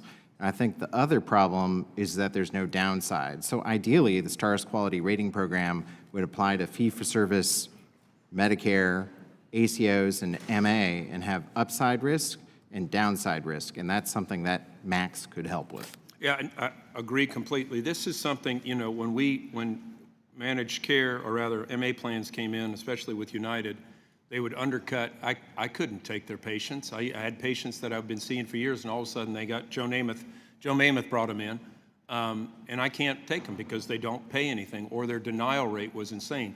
This is something this committee, and actually this Congress, should change. The STAR system, I'm still not 100% sold on because I don't see its efficacy, but for that matter, it would be great to have it on the other side. Tell me a little bit, private practice-wise, Dr. Miller, I know you're not in private practice.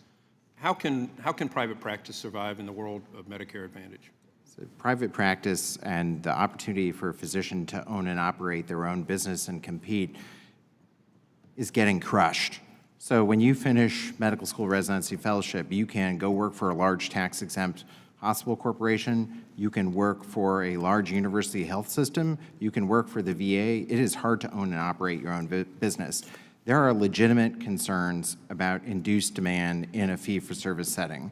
Medicare Advantage is not that. We should look to empower private practice as a viable alternative to large tax-exempt hospital monopolies and have a stark waiver in a managed care setting to make private practice great again.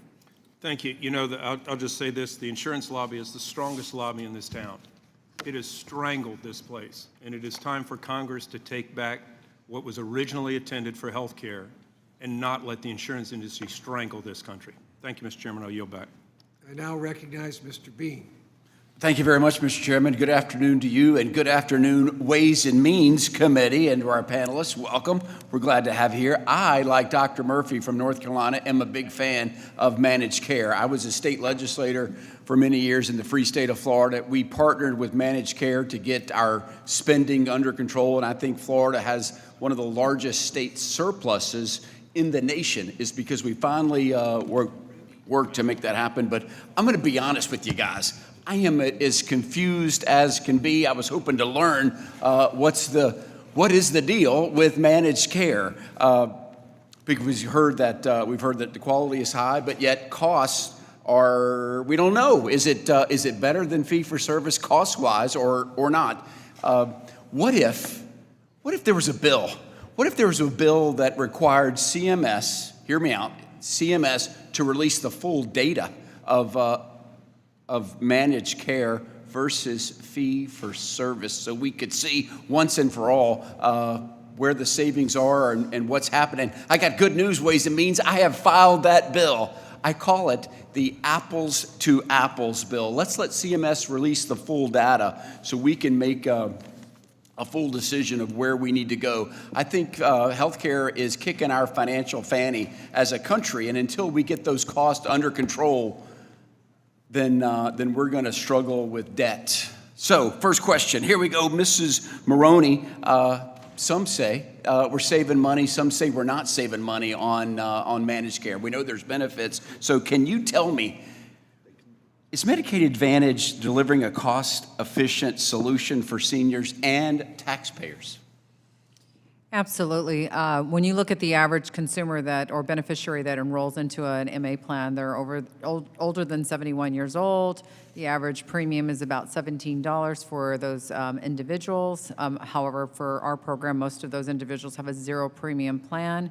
They have full comprehension when it comes to the Part C and the Part D. How do you know? benefit. Do we have full data? You feel really comfortable if I were to ask you on a scale from 1 to 10, how confident are you on that answer? What would it be? Probably about 9.5. Okay, so you say there's room for improvement of that answer. So let's go to Dr. Miller, because you've talked about this in your testimony that we're not comparing. In fact, you've said it's apples to oranges, some of the data that we're getting from CMS. Wouldn't this be a good bill? And if you were in Congress, would you vote for the Bean bill, apples to apples? I mean, I'd have to read the details, but I agree with the principles. I think right now we're doing apples to kumquat trees. So I'd take it a step further. The problem is that we're only looking at the beneficiaries who switch from fee-for-service to Medicare Advantage. We're not looking at beneficiaries who switch from Medicare Advantage to fee-for-service, and we're certainly not looking at the choice that millions of Americans make when they enroll in Medicare and comparing those bennies who are in fee-for-service and Medicare Advantage. So that 22% number, I actually think that it's not accurate because it only represents a small share of the Medicare population, and there was no control group. 10-4, no. Thank you so much. Dr. Basil, welcome to the party. Jump in. What say you to having, I know docs like to have more information than less information, so what say you? So as far as in my comments, one of the things we asked for was greater transparency. And so transparency is absolutely something that we support. Now, you asked about, how do you compare the quality before? And I can say that, within our own shop, in many ways, some of our Medicare Advantage patients actually have higher level of qualities. The percentage of our Medicare Advantage patients that get annual wellness visits is actually much higher in our MA plans than it is in our traditional Medicare plans, and many other quality metrics are that way. But we don't have that full realm of quality outcome to be able to compare apples to apples, I would agree. 10-4, in the state of Florida, what we do is we capitate the plans. We pay them, we already knew what fee for service was. We came in much under that and allowed managed care to go forward. Is there fraud and savings to be found? I'm working with this DOGE, the DOGE conference, so to speak, to work on savings. Is this a good place to look, Dr. Miller? I'd say there are a couple bad actors that definitely probably deserve a visit with the Department of Justice, but on the whole, the program, I would say, from a fraud, waste, and abuse perspective, is not the major target. 10-4, 60 out of the 550 MA plans were audited last year. President Trump says we need to audit all of them. With that, I yield back. Thank you, Mr. Chairman. I now recognize Mr. Evans. Thank you, Chairman Buchanan and Ranking Member Doggett, for holding today's hearing. Well, I want to talk about how Medicare has become to use food as medicine issue. I cannot do that without recognizing how Republicans' actions are damaging health care. The Republican SNAP cuts and halting a SNAP education program hurts progress we could have made in this topic today. The success from HHS that food as medicine programs use SNAP education partnership is no longer possible. The loss of healthy food for 22 million families for SNAP programs stop food as medicine effort and leads higher health costs. We should be working on ways to improve underlying access to food and healthcare coverage but at least today, we can learn that more of our witnesses today that they see better use of food as medicine. Mr. Fiedler, can you tell me more about food as medicine and medical advantage plan? So I am not particularly familiar with those aspects of Medicare Advantage plans. It certainly is the case, as we've heard discussed, that some Medicare Advantage plans will, as one of their supplemental benefits, try to better address beneficiaries' food needs. And I think the question, as with all of these questions, is, is a payment to a Medicare Advantage plan the most efficient way of addressing those concerns, or are there other ways that the federal government can address those issues more directly? So I understand you say, would you have any suggestions then relating to the whole concept of food playing a factor, or other suggestions? So, insofar as our concern is the affordability, is households' ability to afford food, I think, you alluded to some of the changes to the Supplemental Nutrition Assistance Program. I think, that is our core tool that the federal government has to ensure that food remains affordable. I think there is a role for the healthcare system here as well, as some of my colleagues have alluded to, in making sure that people have the dietitian and other advice to then, once they can afford food, purchase the foods that will make them healthiest. But I do think there's a role for the healthcare system here. I think in some cases, addressing some of these issues can most effectively and efficiently be done outside of the healthcare system itself.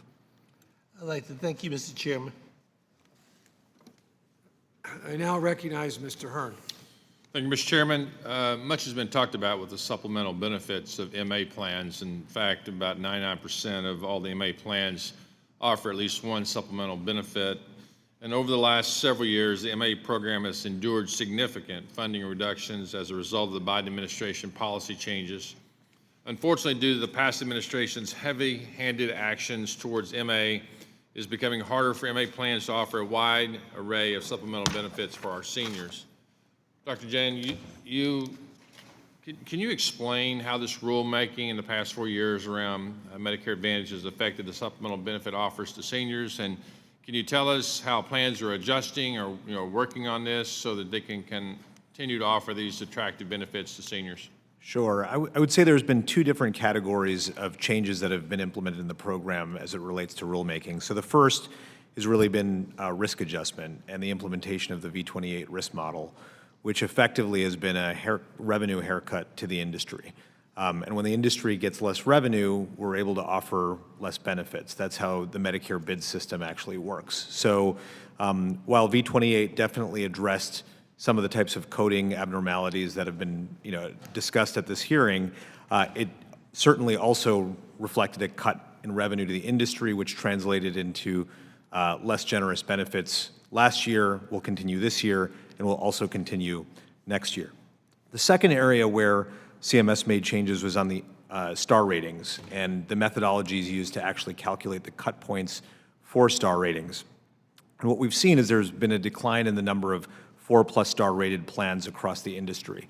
And what that means is that plans are achieving fewer bonus dollars, and as a result, are getting less revenue, and those bonus dollars are actually used to fund supplemental benefits. I would submit that one of the challenges has been that the star rating system has gotten more and more distorted. A single French phone call for Scan Health Plan a couple of years ago would have been, that was a single secret shopper French phone call, was rated in a way that ultimately could have resulted in a $250 million swing in revenue to our plan. And for that reason, we actually had to sue CMS in federal court and actually presided. And so I would just say we have a star rating system that is not necessarily doing what we hoped it would do, which is to reward quality and a robust measures of quality. And I think one of the opportunities you have is to actually grade plans more on a continuum as opposed to have this cliff ratings system, which ultimately results in lower benefits to beneficiaries. Thank you. A lot has been talked about with MedPAC and some of the conclusions and how they've reached their conclusions. Dr. Miller, you touched on the MedPAC analysis in your testimony, and you recently co-authored an article published by Health Affairs that discusses a recent analysis from MedPAC estimating cost differences between Medicare Advantage and fee-for-service. Can you talk to us about the findings that you wrote about in your article and what we need to know as policymakers as we go forward? I note that my views are mine and not those of MedPAC's, as evidenced by that article. I would say that we need to answer three questions. One is we need to look at those three populations I mentioned, not just fee-for-service to MA, but people who switch from MA to fee-for-service and the choice that they make when they enter the program. MedPAC only looked at one of those three populations, so we're not getting a 360-degree view of the program. Favorable selection, coding intensity, we've talked many times, and I talked about this at the JEC hearing a few months ago. We need to automate diagnosis coding at the point of care under the purview of a physician. So that way people are completely coded across programs, whether it's fee-for-service or MA. A lot of coding intensity differences are appropriate. Some of them are fraudulent, like what a large plan has potentially done sounds like it's problematic, and there will be and should be oversight of that. Favorable selection, again, we need to look at how this happens in the real world. I don't know what the combine harvester is that a plan is driving down the coast of Florida to pick up all the healthy tennis-playing Medicare beneficiaries. I don't know what the marketing strategy is. I don't know what the plan selection strategy is. I don't know what the benefit design strategy is. I was an FDA product reviewer, and we deconstructed pharmaceutical development programs and then reconstructed what we thought the drug did and didn't do, and then validated that in the real world with pathophysiology of disease. We need to do that for all of the Medicare Advantage to fee-for-service comparisons and have transparency of the data and the statistical coding behind that. Thank you, Mr. Miller. And Mr. Chairman, I yield back. I now recognize Mr. Moran. Thank you, Mr. Chairman, for this very valuable hearing today about Medicare Advantage. For background for our witnesses, I want you to know I represent the 1st Congressional District of Texas, where just over 83,000 of my constituents have chosen to enroll in Medicare Advantage plans. That's roughly 48.6% of Medicare-eligible individuals in my district. As I travel through my district, which is very rural, I hear a lot of struggles faced by many in the Medicare Advantage plans. These struggles are not unique to my district, but they are exacerbated by the fact that I am in a rural community. That's why I think this hearing is very important today, so that we can figure out how to make the changes we need to make so that Medicare Advantage works appropriately when chosen by our constituents. The number one difficulty that I hear about is that providers are forced to navigate these prior authorization rules that are really unworkable, oftentimes that create delays or denials for medically necessary care. Continual prior authorization denials require, as you guys know, a significant amount of staff time to appeal the denials, which pull staff away from their intended goal of providing care. Dr. Miller, in your written testimony, you mentioned, quote, the significant administrative and documentation burden resulting in burnout as it relates to prior authorizations. From your experience, how might the administrative burdens associated with prior authorization impact the work of physicians and staff? So I think prior authorization makes it harder to be a physician, but it also recognizes that physicians don't always make the right choice. I mean, I'd like to think that I do or my colleagues, most of the time we get it right, some of the time we don't get it right. Having to resubmit paperwork, having to send in a fax, having to call someone and voice dictate, as one of my colleagues here mentioned, is nonsensical. The process, there's nothing wrong with having prior authorization as a process. Every other insurance market has that, whether it's Medicaid, whether it's the ACA exchange plans, whether it's employer-sponsored insurance. The only place that does not have prior authorization in a meaningful form is fee-for-service Medicare, until, of course, the introduction of a new CMS Innovation Center model recently. But prior authorization is something where we need to make it easy for clinicians and hospitals and other providers to get the data into the plan, make it clear what the criteria are at the point of care, and then automate approval. I know that other members had expressed concern about AI.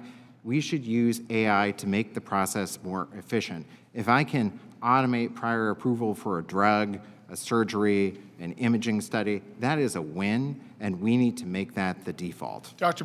Basil, you mentioned in your testimony items relating to the prior authorization issue as well, in particular about post-acute care, which generally results in longer hospital stays that are costly when the prior authorizations don't come through. I can tell you I heard from a number of my home health groups back in the district who shared stories where they were unable to provide care because the prior authorizations would have taken too long and they simply had to move on to other patients. I want to ask you, Dr. Basil, what impact does this have on the care patients desperately need, the costs associated with the care ultimately received, and what needs to change in this process to correct these issues? So I would agree with the general themes kind of the day. It's going to be transparency and consistency. Consistency between plans and the transparency in how these decisions are made, and the repeatability of that decision every time. I totally agree with those. From a, you mentioned, home health standpoint, as a faith-based institution, we go ahead and send people to the appropriate level of care, and if that ends up getting denied, we just have to eat that. And so we've made the decision, from a corporate standpoint, that we're just going to go ahead and do the right thing clinically and let the rest of that sort out. But it is certainly an issue. Ms. Maroney, I want to come to you on the last question because the issue of transparency was just mentioned, and I believe transparency is really one of the foundations for trust in any situation, but particularly here. We need more transparency for our beneficiaries, I think, to be aware of the potential supplemental benefits that are out there, accessibility of providers, potential prior authorization issues that might come up with respect to certain procedures. In your opinion, you mentioned in your testimony that you emphasized again that Medicare beneficiaries trust us. Again, I think trust and transparency are related. How might increased transparency in these areas that I mentioned and others from health plans to providers and beneficiaries ensure that plans are delivering the services they advertise to beneficiaries and that trust is delivered? If I think about just supplementals, it would be great to have readily available public data specifically produced by CMS about supplementals and the utilization around that for all payers and all plans, so that as you're designing a unique plan in the future, you're designing it directly to the consumers and what their absolute needs are specifically. In addition, prior authorizations, you can publicize that data specifically on the plans and their utilization rates, and then put that in a system directly to beneficiaries to know who is offering improvements in this area to create competition and more choice for beneficiaries. Thank you to the panel. Mr. Chairman, I yield back. I now recognize Ms. Delbenny. Thank you, Mr. Chairman, and thank you to our witnesses for joining us today. I'm glad we're here to discuss health care with the Republican mega bill stripping over 15 million Americans off of their health coverage. I can't think of a timelier topic. And while coverage is incredibly important, many Medicare Advantage beneficiaries know that coverage is just the first step to receiving needed care. One thing I consistently hear from seniors in my district is the frustration, and many have talked about this, the frustration they have with getting procedures and treatments approved by their insurer. We all know that this is prior authorization. This practice has denied life-saving care to Medicare beneficiaries. It shouldn't take multiple phone calls or even faxes to get a routine procedure approved.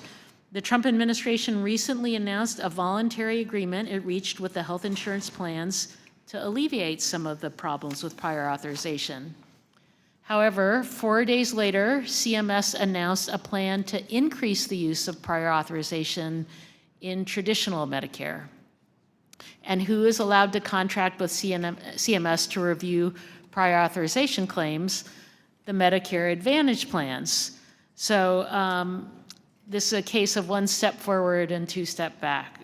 In 2023, Medicare Advantage plans made 50 million determinations, and of those determinations that were denied, over 80% were eventually approved. Mr. Fielder, how much time do these appeals take, and how much does it cost to constantly re-review these claims? So I'm not aware of data that speaks specifically to the amount of time consumed in navigating appeals, but we do have data looking at how much time providers spend navigating prior authorization processes generally. If you're talking about physicians, it's, hours out of their work week. You talk about non-physician practitioners, it's often more. And of course, the administrative staff that work for them, it can be a, substantial fraction of what they do all day. So it is a substantial consumer of time for physician offices, for other types of healthcare providers. And obviously, that means it's a substantial driver of cost as well. And not actually going towards providing healthcare at that moment. My colleagues and I agree that this is an issue, and we've been working for years to reform prior authorization. Recently, the Trump administration hosted a roundtable that highlighted the negative impacts of prior authorization.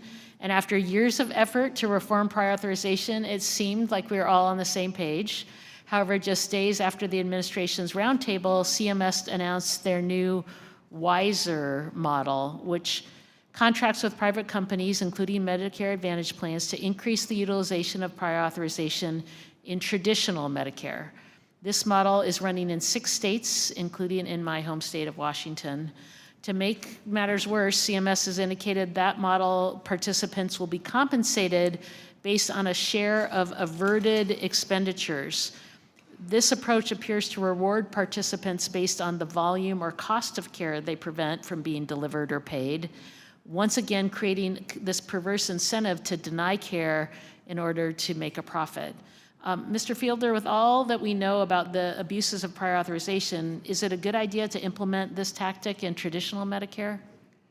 So as some of my fellow panelists have talked about, I think it's about striking a balance. I think broader use of prior authorization in traditional Medicare could be appropriate if it's done in a thoughtful way. That being said, I'm sympathetic to the concern that the particular compensation structure that CMS is thinking about here does create incentives for plans to, or for the contractors in this case, to deny requests that should be approved. It's, I think, not clear that the safeguards that the model notionally has in effect to address those concerns are going to be adequate to the task. So I think this is the place where the devil is really in the details. And I guess, probably the most important thing is, will this model make it easier for seniors to get the care that they deserve? Whatever its merits, it's hard to see how it would expand access to care. And I think that's got to be an important priority for everyone here. Thank you all. I yield back, Mr. Chairman. Ms. Miller, you're recognized. Thank you, Mr. Chairman, and thank you all for being here today. I appreciate the opportunity to discuss the Medicare Advantage program, especially as the program has grown with my generation nationally and in my district. West Virginia's population is aging, and over a quarter of my home state's population receives their health care through Medicare. Of those patients, of course, 54% of them choose to enroll in Medicare Advantage plans. Patients in my district have gravitated towards MA plans because of their affordability and supplemental benefits that they provide. The time and effort it takes to travel to a doctor in my district is a key factor for many patients when they're trying to decide what particular benefits they want to go with, what plan. So MA plans have become increasingly popular. As MA coverage has increased, we've unfortunately also heard some of the concerns from the patients and providers around prior authorization and payments. You're hearing this over and over. Across the country, rural hospitals and healthcare providers report experiencing lower reimbursements from MA plans, and this has led providers to leave the MA networks, which then creates coverage gaps in rural areas. Dr. Bazell, some quick questions. What can be done to ensure Medicare Advantage plans work with rural providers to allow beneficiaries to get the coverage that they need? So particularly in the rural, we are not as sophisticated at being able to fight on behalf of the prior authorizations. And so anything that we're doing to streamline that process, you're hearing this same theme over and over again about transparency, efficiency. One of the things that I think is going to be helpful as we talk about this, you know, I'm a clinical informaticist as well, and we always talk about making the right thing to do the easy thing to do. And right now, we're not doing that effectively. And so if you can do that, you know, to remove a lot of the administrative burden, that's where I think we're going to make progress.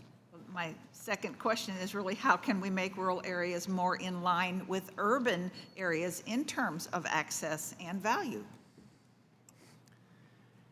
Yeah, so there's still, when we look at our own provider-sponsored Medicare Advantage plan, I come back a little bit to that network adequacy. It's difficult for us to expand into a lot of our counties because we can't get the specialty access that it requires to be able to even offer MA plans in a lot of our rural counties. And so that limits us to kind of some of our bigger counties.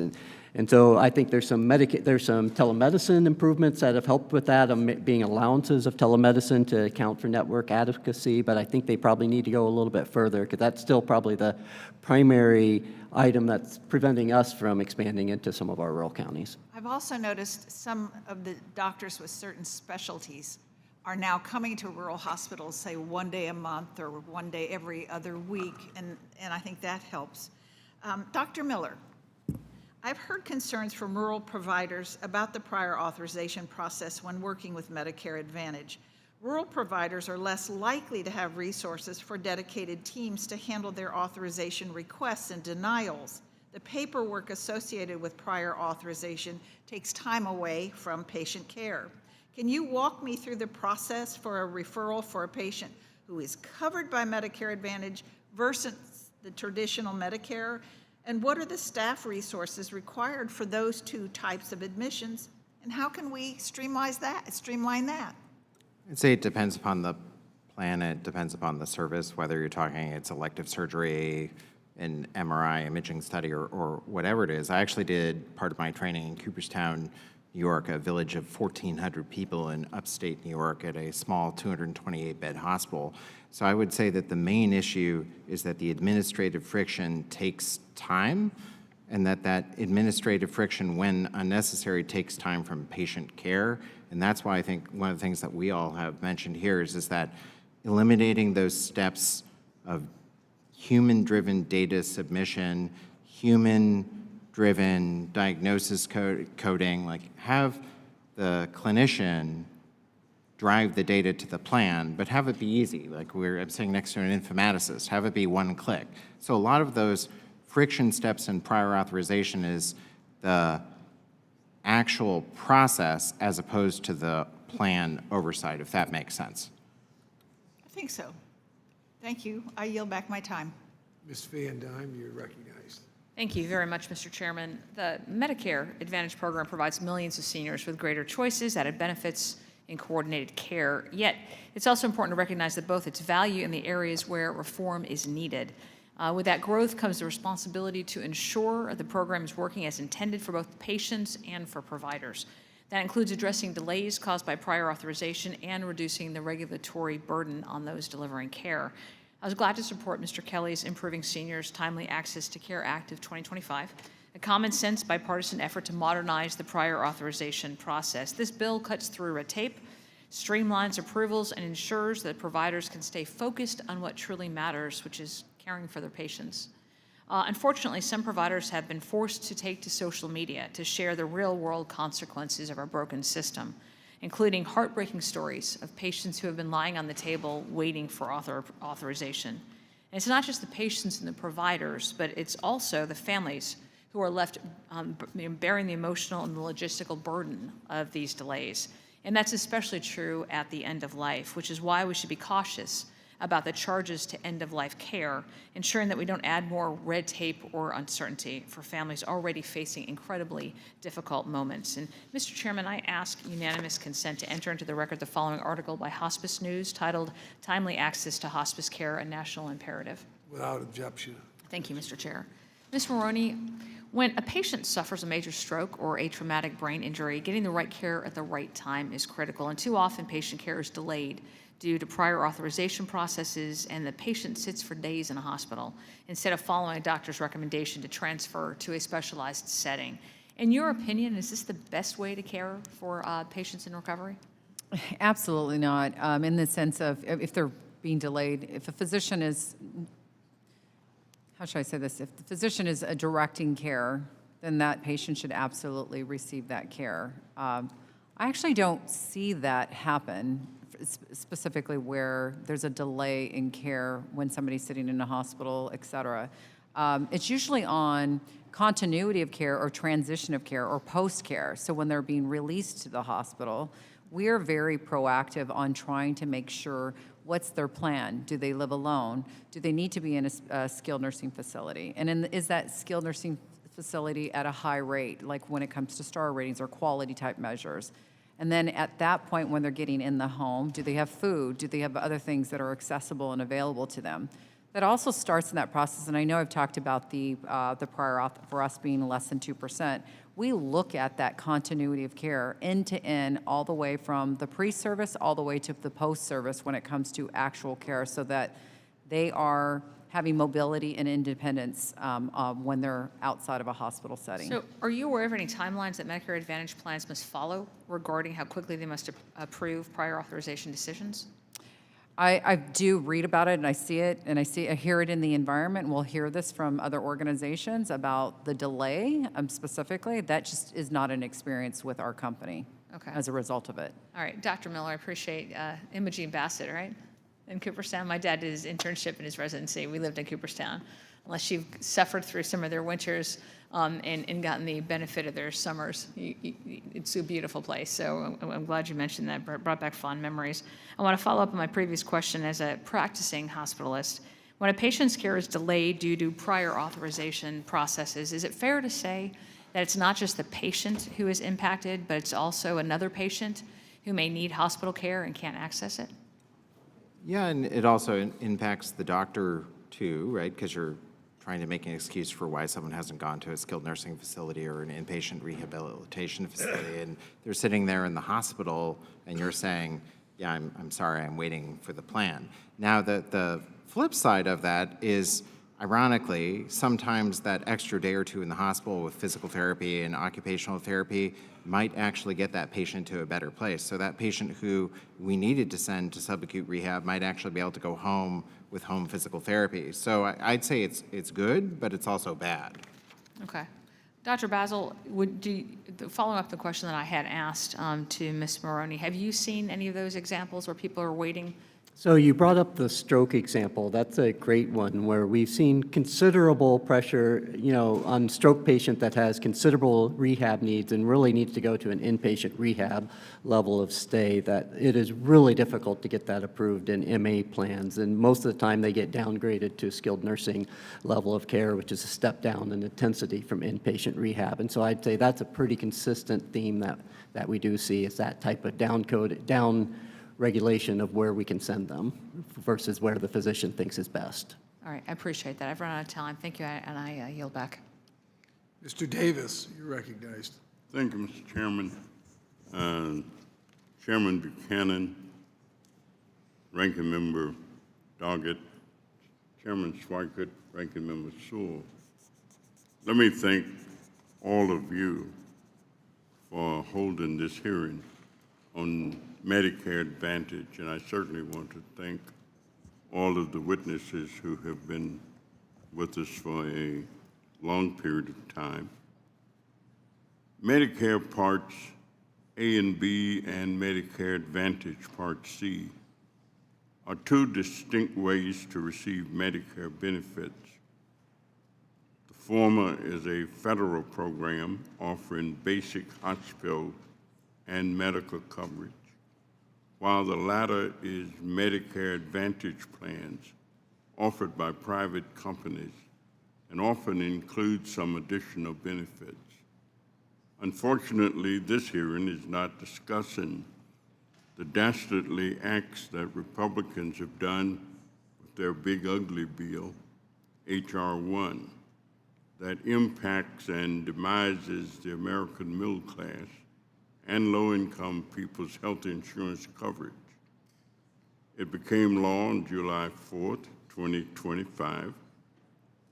This law cuts out more than $1.5 trillion in spending from safety net programs, such as disproportionate share hospitals, federally qualified health centers, Medicaid, Medicare, changes to the Affordable Care Act, and eliminating premium health tax credits for those who purchase insurance through our marketplaces, along with 17 million Americans being purged from insurance coverage.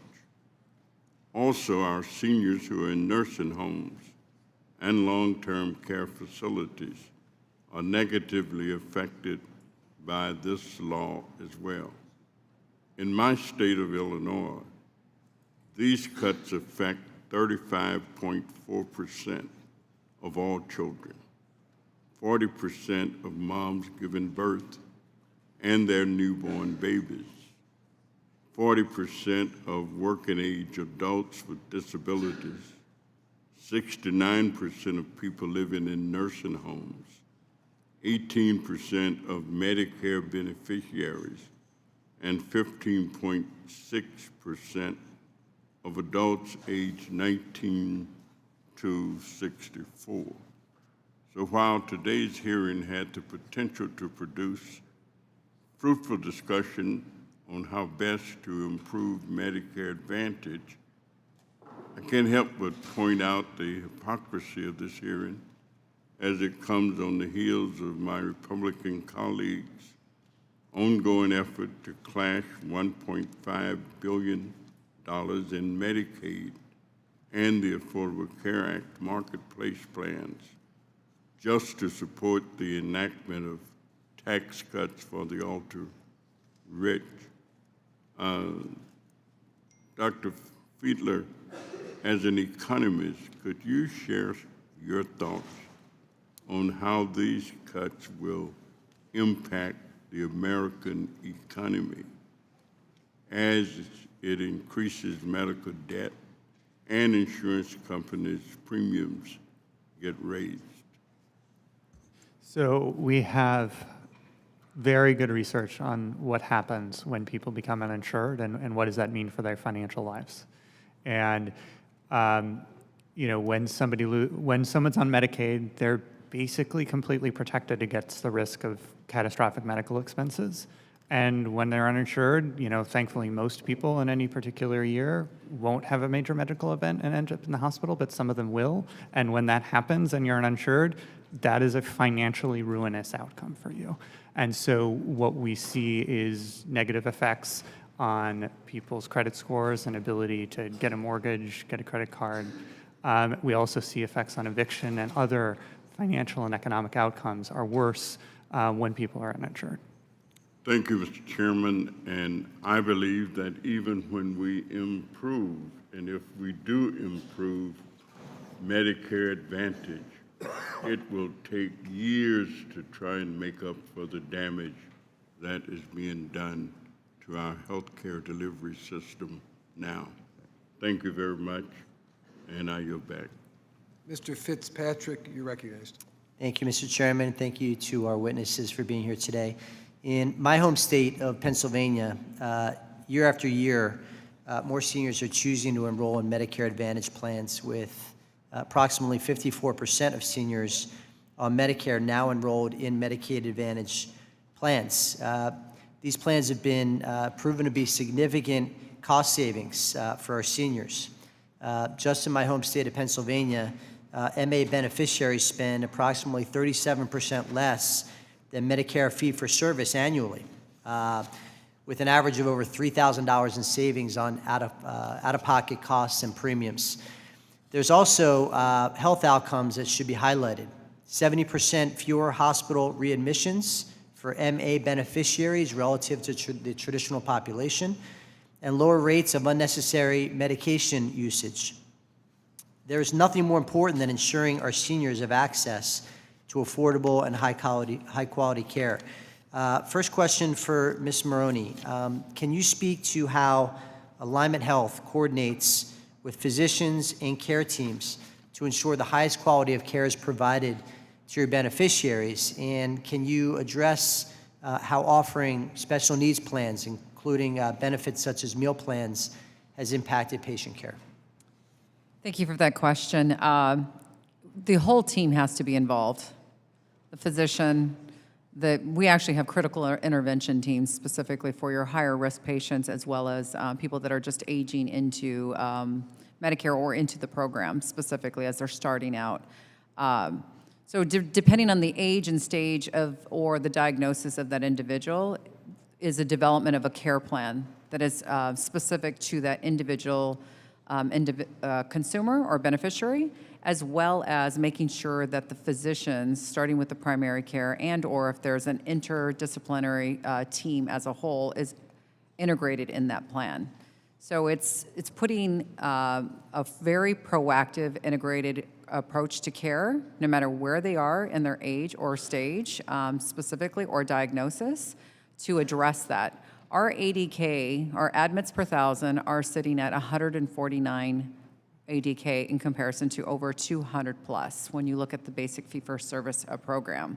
Our readmission is in the low numbers, specifically in comparison, about 4 to 5% better than Medicare fee-for-service. And so we look at that, and then you can offer additional benefits above and beyond traditional Medicare that are very rich directly to that Medicare beneficiary, so whether utilizing getting food or getting special vitamins or getting fitness or dental, hearing, among a vast variety of packages that are customized specifically for that constituent. Thank you. And I want to note, Medicare Advantage can be strengthened, must be strengthened, specifically through modernizing approaches to administrative challenges. Mr. Chairman, I'm very glad to see prior authorization being addressed by the industry in an effort to streamline and improve patient experiences. The potential for administrative burdens delaying access to care, we've all seen it, we've all heard about it, especially medically necessary care, must be taken seriously as more seniors choose MA plans. At a time when too many providers are already stretched thin, therapy requirements place an additional administrative burden, particularly on independent and community-based practices. Many providers report experiencing high administrative challenges when navigating varying MA plan step therapy policies for physician-administered drugs. This often requires hiring additional staff and adds hours of administrative work each and every week. Dr. Miller, final question for you. How might this administrative process be improved so providers' time and resources are more focused on delivery of care rather than step therapy requirements on prior authorization delays? So for drugs in particular, putting the formulary tiering into the electronic health record, showing where the beneficiary is and their deductible, showing what's not formulary, showing what requires a prior auth, automating that data submission. And I think that the managed care industry has the funds to do that. Hopefully now they have the political willpower to do that, given that we've now had probably 20 conversations about prior authorization amongst all my colleagues and I over the past couple hours. And I would say, Medicare Advantage plans, they spend around 72% of their rebate dollars on reducing beneficiary cost sharing or premiums for routine medical services. So that means, and that's A, B, and D benefits, so that means that there are other dollars in there that they can use to promote and improve IT administrative process. Thank you. Thank you all for your time. Mr. Chairman, I yield back. Before I recognize the gentleman from Ohio, I want to inform the members that votes have been called across the street. I intend to call a recess following Mr. Miller. 5 minutes of questions to call the committee back. We'll call the committee back in order immediately following the vote series. I now recognize the gentleman from Ohio for 5 minutes. Thank you, Mr. Chairman. Thank you to our witnesses for your time and testimony here today. I'm pleased we are holding this important joint hearing on the capacity of Medicare Advantage, or MA, to deliver quality health benefits to America's seniors. Across our nation, more than half of Medicare beneficiaries choose Medicare Advantage in relation to traditional Medicare for their coverage of choice. In my home state of Ohio, nearly 60% of Medicare beneficiaries are enrolled in MA plans. Ohio also has one of the most robust MA markets in the country, with plans available in every county and more than 36 plan options for beneficiaries to choose from. As we strive for higher quality care and more efficient healthcare system, we must acknowledge both the valuable benefits and the challenges of Medicare Advantage, many of which we have heard about today. One of MA's core goals is to provide beneficiaries with better health outcomes at a lower cost compared to traditional Medicare. Reported results among many plans include lower out-of-pocket costs, 1/3 fewer emergency room visits, and a 29% reduction in avoidable hospitalizations. However, concerns remain, particularly around administrative burdens that can delay care and impact quality.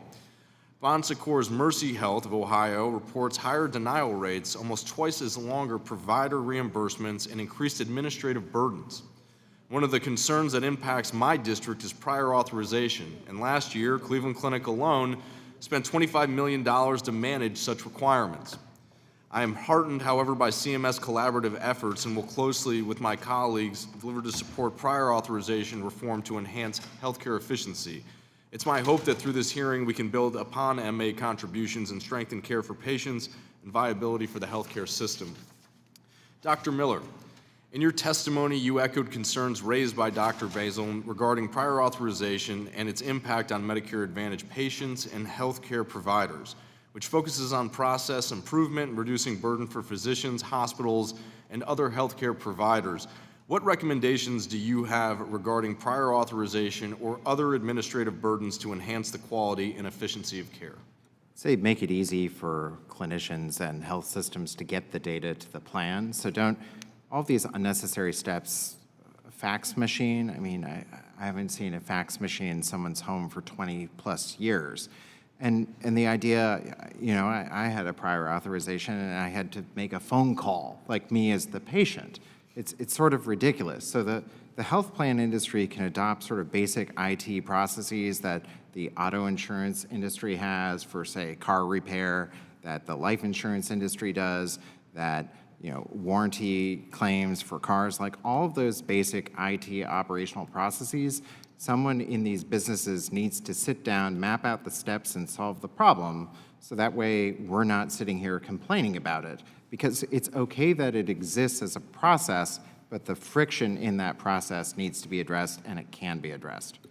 Thank you for that common sense answer, which I very much appreciate. And also, I could have used your help when we had an oversight hearing probably a month ago with the IRS. They also use fax machines that are completely outdated, and they're 1960s technology. And by the way, they are not safe and they are not secure at all. So be that as it may. Dr. Basil, I continue to hear concerns about Medicare Advantage's impact on vulnerable rural hospitals. How can Congress protect and strengthen access to critical innovations in coordinated care, such as in-home care for seniors, especially those in rural areas? Yeah, so it goes back to, you know, the transparency over the approval process. And, you know, I absolutely support the efficiency of the process, but also the transparency in the approval or more importantly, the denial reasons.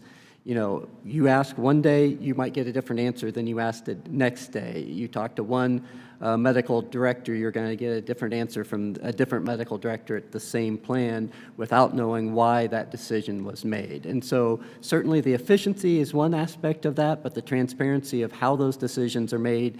You know, it was brought up earlier that I think AI can really add to the efficiency, but I do worry without the transparency, then you don't know, well, how did the AI decide upon that? And so how am I supposed to make better decisions if I don't know why that decision was made?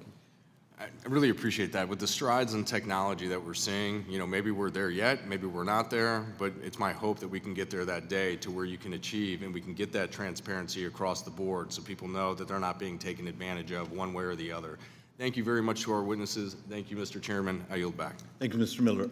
As was announced before, we're going to go into recess.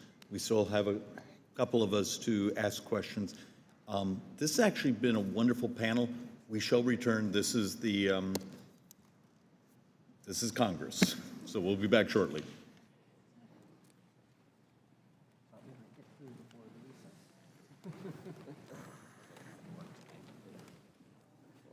I've got to reschedule.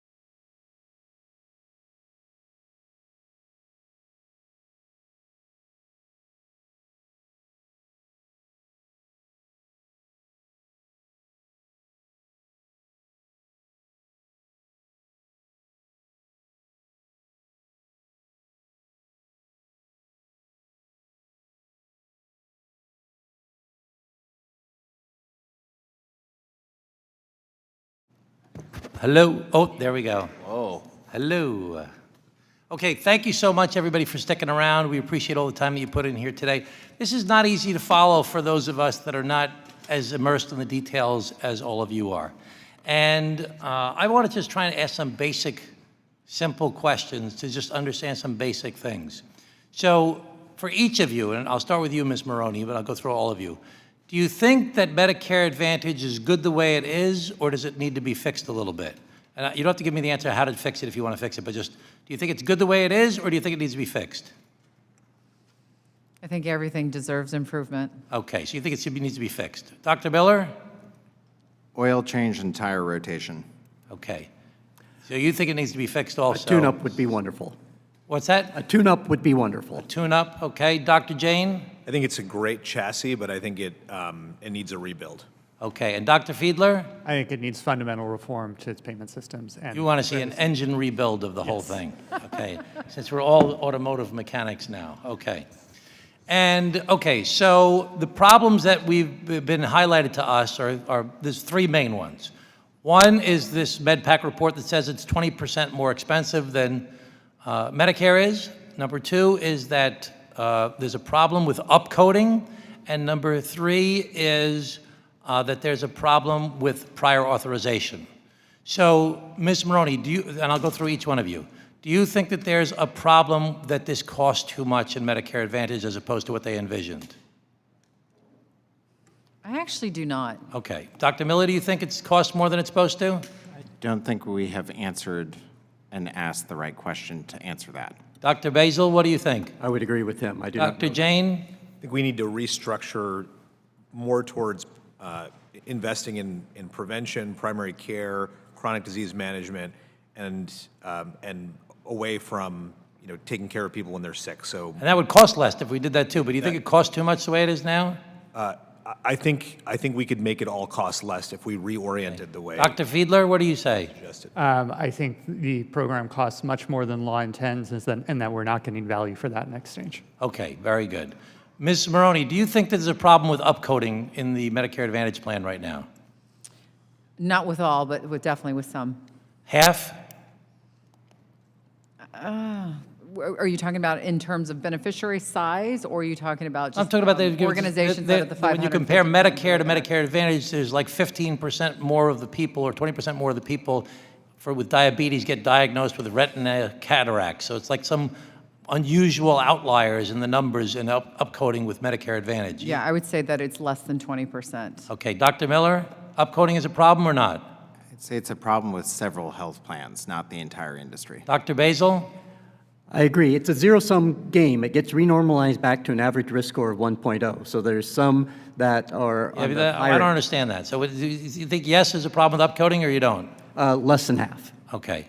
Dr. Jane? Believe it or not, I think there's some undercoding for in some areas where there's not enough focus. So no problem with upcoding? No, there's definitely a problem of upcoding. 50% of the cases, or 20% of the cases, or? I'd rather not put a number on it, but I would Okay. say that there are some overcoders and there's actually some undercoders. Okay, Dr. Fiedler? I think it's a serious problem, and I think it's very widespread. Very widespread, more than 50%. Certainly, if you're talking about number of beneficiaries accounted for by those plans. Yes, thank you.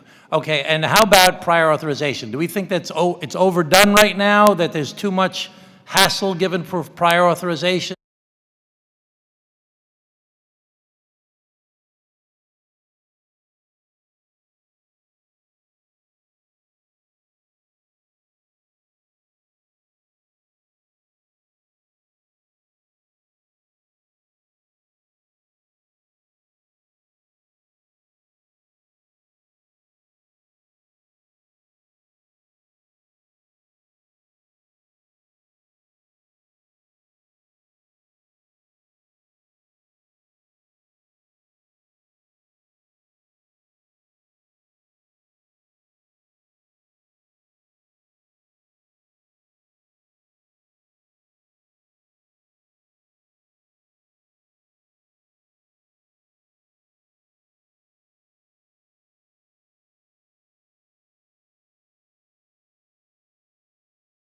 Problems with prior authorization, and there may be some problems with upcoding, and we should look at those things to varying degrees, the people here. Some people think we need an engine rebuild, and some people think we only need an oil change and a tune-up. So thank you very much, but we all agree that there's some problems that we need to address. So I want to thank, oh, and transparency, can I ask one more question?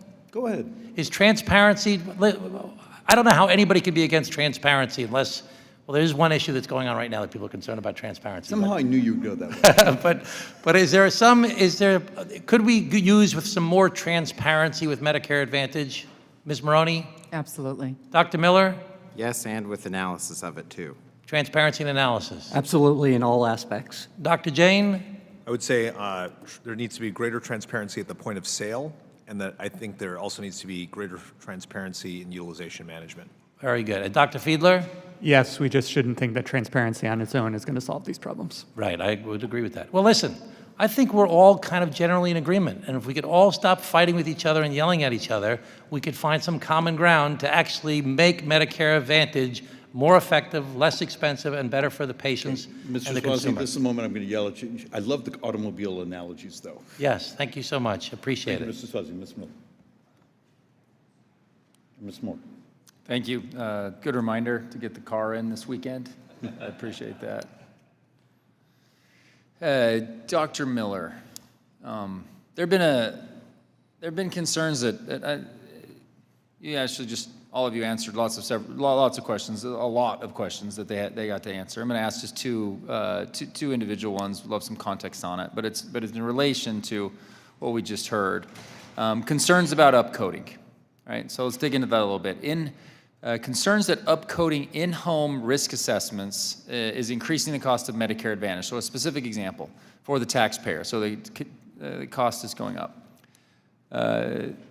Medicare Advantage insurers appear to be using health risk assessments and chart reviews to inflate payments for Medicare. In 2023, insurers received billions in payments for diagnosing patients during home visits with new conditions that apparently don't warrant treatment. Several health plans have been sued for under scrutiny or either failing to remove inaccurate codes or willfully upcharging. We have to get a handle on these out-of-control costs. I think we've established that today. How can lawmakers best ensure that Medicare Advantage accountability without sacrificing services like in-home assessments? Because my example here on in-home assessments isn't saying that they're not worthwhile. I'm just saying there's been some taken advantage of here. How can we balance the accountability without sacrificing these assessments? So you want all patients to be completely and accurately coded for their diagnosis. If they have diabetes, you want to know whether it's controlled or uncontrolled. If they have kidney complications, nerve complications, visual complications, you want that all coded appropriately. What you don't necessarily want to do is incentivize plans to just go harvest diagnosis codes to get paid more and not do anything about it.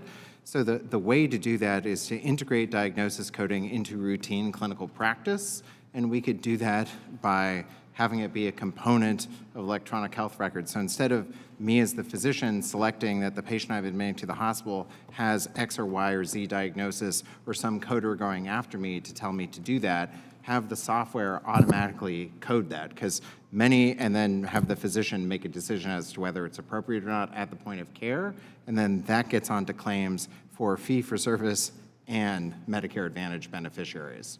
And I don't know all the specifics of this, but as I've been involved in these issues, I've seen a lot of discussion about you can use pre-existing data to get some norms and generally target what's needed and get pretty close. And then I like the part that you just mentioned, that you would have the physician be able to make a final determination on what's really necessary. Yeah, and make it just, again, you can use doctors, nurse practitioners to do documentation. That's probably not a great use of our brains and time. Like, we can do that, but that's not what you want us to do. So making that just a routine automated process, just like spell check, autocorrect, completion of emails from your Apple iPhone, making diagnosis coding that way and having that engine pull from labs, imaging, notes, that would just make it easier, and then you'd know that the patient is completely and accurately coded, whether it's in fee-for-service or Medicare Advantage, or whether they're on Medicaid, or whether they have commercial insurance. And then you would be facilitating better clinical communication because the chart would have the diagnoses that the patient has. Yeah, love it. Thank you very much. Mr. Jane, the Medicare Advantage quality bonus programs may have started as an incentive for better care, but without being regularly updated or tuned up, as we've now established, it has become less effective. The star rating system, for example, is complicated. It considers a lot of different measures. The ratings are reported on a contract level rather than a plan level, which ropes in several vastly different benefits, networks, populations, making it hard for an individual to make sense of the ratings. How could a more efficient value-based system that focuses on outcomes and quality metrics provide more transparency and easily digestible information for seniors in particular? Yeah, I think there's not enough attention paid to star ratings at the point of sale, and I think there's two reasons for that. One is I think there's not a lot of belief in the star ratings by brokers. They're not necessarily convinced that a 4.5-star plan is better than a 4-star plan. And to be fair, there's one of the challenges with the system is that very small differences can lead to big swings in performance in the star rating system. So in that way, it's not really as robust as it should be.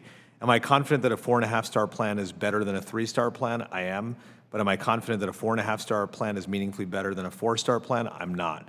And so I think that the reality is that we need to actually be, to revise the system so that differences in star ratings actually mean something. And I think that right now, consumers don't necessarily feel that, and they're not being told that by brokers who don't necessarily have that confidence either. Probably a great time to finish that I just checked in my Uber profile as a passenger is 4.84, and I just wanted that to be on the record. Mr. Moore, you're better than me. I wanted that to be on the record, and I yield back, Chairman. So now we know Mr. Moore is a big tipper. Mr. Horsford. Thank you, Chair Schweikert, and to the ranking member. Look, like many of my colleagues, I support a bipartisan approach to many issues, including health care. I think the elephant in the room is we just had a partisan exercise where the result was taking health care away from 17 million Americans, not creating more access or affordability. And just recently, after the vote of the big ugly bill, the House Budget Committee chairman told Bloomberg that Republicans are planning even deeper cuts to Medicaid and also considering further spending reductions in Medicare. So on top of the $500 billion in Medicare cuts, that would be $1.5 trillion in total health care cuts. So help me understand how we're supposed to just come to the table now and agree without understanding the impacts to our constituents. Time and again, congressional Republicans have chosen to go after beneficiaries rather than to pursue the kinds of systemic reforms that are needed to increase transparency and accountability across the healthcare system. Mr. Fidler, can you outline how the big ugly bill would destabilize the Medicare system going forward, and where can beneficiaries expect future cuts to Medicare if they were made? So the provisions of the bill itself, in terms of its effects on Medicare, are comparatively limited. The one important place where I think the bill will have significant effects on Medicare beneficiaries is it rolled back policy changes made during the Biden administration to make it easier for Medicare beneficiaries to get assistance paying their premiums and cost sharing. And those provisions will no longer go into effect, and so those enrollees will have more difficulty getting those benefits. In terms of other effects on Medicare, there is an effect on the sequester that would, in principle, require reductions in Medicare spending, and we'll see what happens. Thank you. Now, Medicare Advantage is now the healthcare choice for nearly 34 million seniors and people with disabilities, accounting for about 55% of the entire Medicare population. In my district, that number is even higher at 56.2% of beneficiaries who've opted for a Medicare Advantage plan. A key driver of this growing enrollment is the broad availability of supplemental benefits. In fact, over 99% of Medicare Advantage plans offer at least one supplemental benefit, and most enrollees report that these benefits are a major factor in choosing their coverage. Dr. Jane and Mr. Fiedler, two-part question.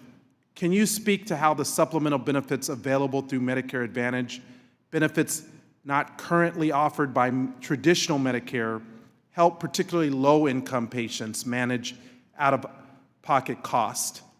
And Mr. Fiedler, from a policy perspective, what steps can we take to enable traditional Medicare to offer similar supplemental benefits, particularly in the critical areas of hearing, dental, and vision, which we attempted to do when we had the majority? Supplemental benefits can be the difference between someone accessing health care and not. They can be the difference between someone having a meal at dinner or being hungry. Supplemental benefits can be the difference between someone actually having a pair of glasses to see clearly or not. So I think these are incredibly impactful, and for lower income older adults, these are very high value benefits. The value of which often gets lost in discussions about the Medicare Advantage program and its and opportunities to improve it.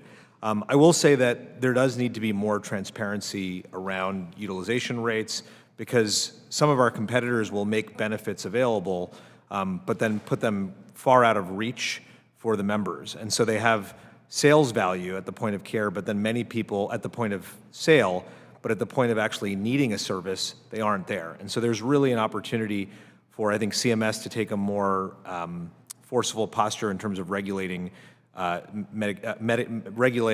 supplemental benefits. So, I think there are significant gaps in the traditional Medicare benefit. You alluded to coverage of certain specific services. I would highlight the lack of a catastrophic limit on annual out-of-pocket spending. And I think a lot of the conversation we're having is that we're using the Medicare Advantage program to fill some of those gaps, but in a rather inefficient way and only for half of beneficiaries. So ultimately, the traditional Medicare benefit is under Congress's control, and it could fix that gaps. I think that would have benefits for traditional Medicare beneficiaries, but also, frankly, for those who rely on MA. Thank you. I want to thank all of our witnesses for their testimony today. And I just want to note that I've worked with a number of my colleagues across the aisle to attempt to improve the Medicare Advantage program. So this is a bipartisan issue. In fact, I'm working with Mr. Arrington to ensure that MA plans promptly and fairly pay providers for services to ensure stability for our hospitals and less delays in care for patients. I've also worked with Ms. Van Dyne to ensure that patients entering post-acute care have access to the appropriate care setting, irrespective of whether they are on MA or fee-for-service Medicare. And I welcome those conversations. I think we need to have those conversations, and I think we need to have those thoughtful conversations. But we should have had them 2 months ago when we were marking up the one big ugly bill. A lot of Republican colleagues want to root out waste and fraud in the MA program, but let me be clear about what happened. 2 weeks ago, Republicans cut 17 million Americans' health care to root out waste and fraud. Republicans triggered $500 billion in cuts to Medicare to root out waste and fraud. And for what? Because Republicans blew up our deficit by $3.4 trillion.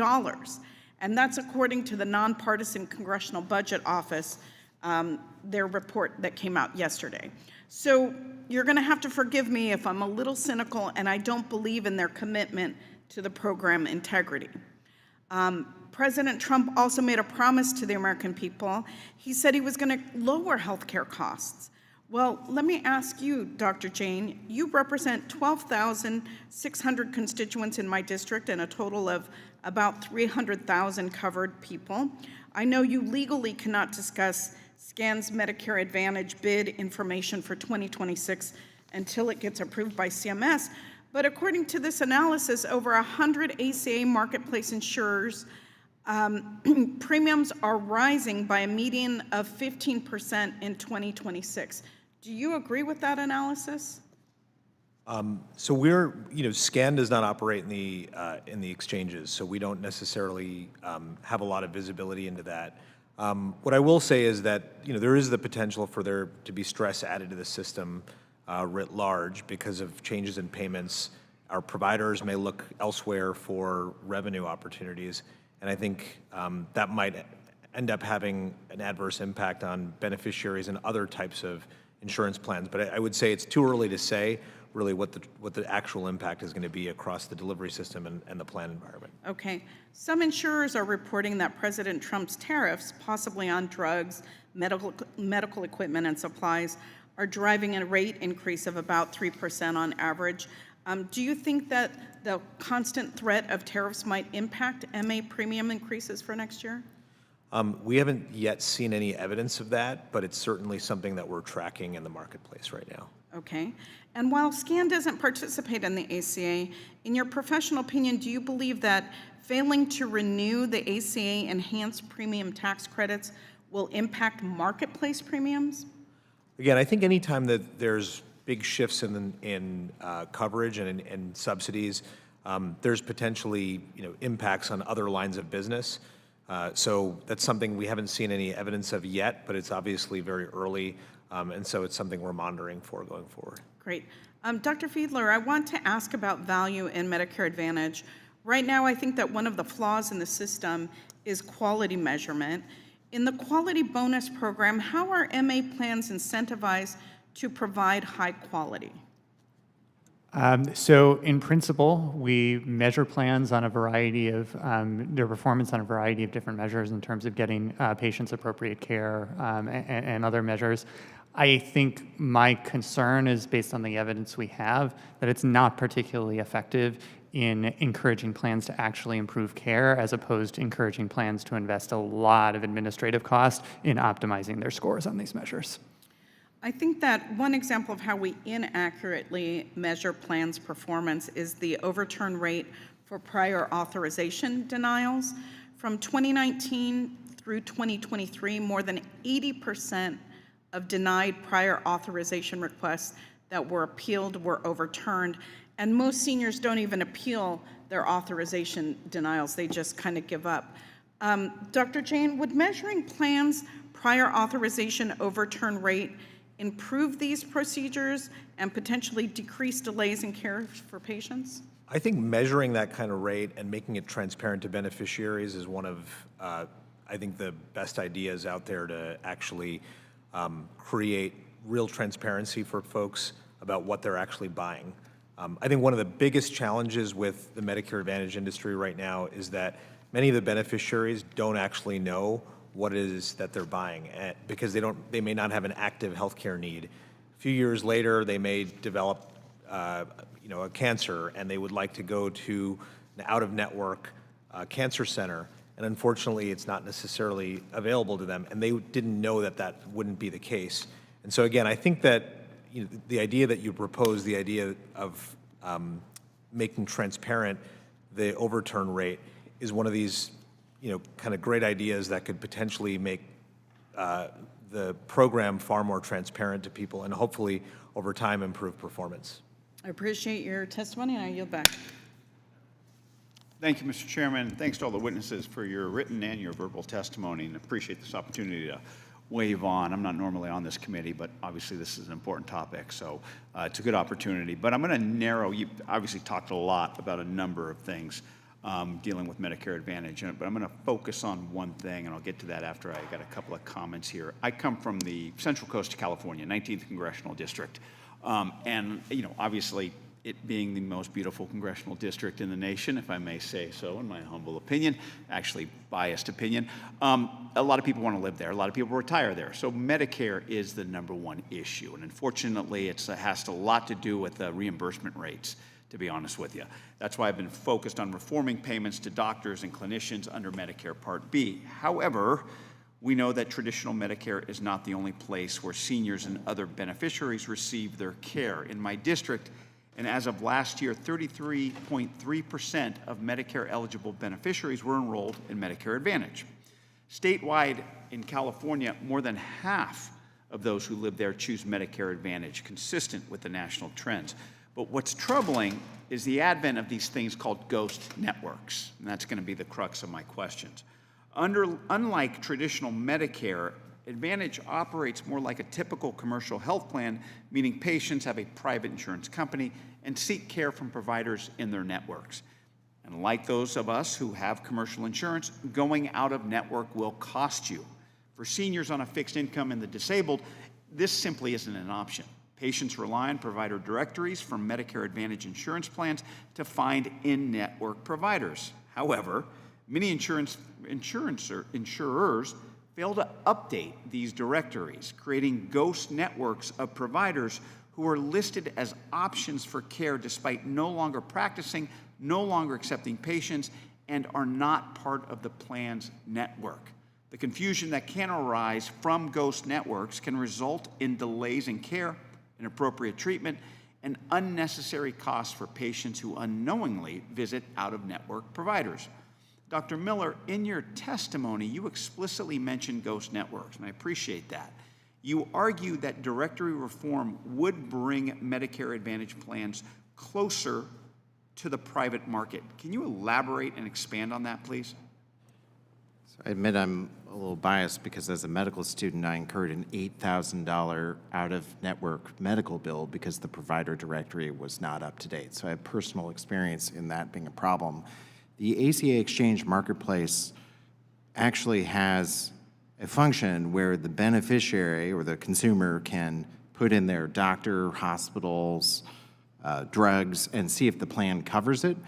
You can't actually do that in the Medicare Plan Finder. And if you do that, it would force the entire Medicare Advantage industry to make sure that provider directories are up to date and create a routine process which can then be used to audit the plans and implement penalties as appropriate for not having an up-to-date directory. I mean, you can't get access to care if your doctor is not in the network and you didn't know that. You end up paying for it, and when you're a Medicare beneficiary and the average income for half of them is under $50,000 a year, that's expensive. So I think that updating the Plan Finder to ensure that provider directories are up to date, and so that when a Medicare beneficiary selects Medicare Advantage, they have an unbiased source of where they can get that information is something that we have to do.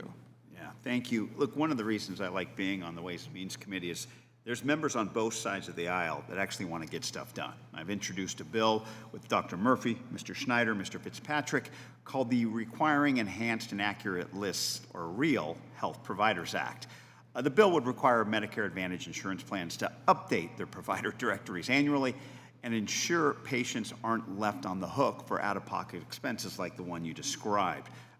You got opinion on how a bill like Real Health Providers that requires plans to update their directories annually, how that would impact Medicare Advantage? I mean, I haven't read the text, I'll have to look it up, but on the principle, it makes sense. I would say that it has to be integrated into the Plan Finder so that way the consumer can make sure that they see it, or the person helping the consumer pick a plan. And I would say in addition to that, the Plan Finder should allow the beneficiary to compare fee-for-service, Medigap, and a standalone Part D plan with MA and see what their out-of-pocket premiums are and see what the trade-off of having lower out-of-pocket costs for premiums versus accepting a network. Because right now, the beneficiary can't figure that out from the Plan Finder.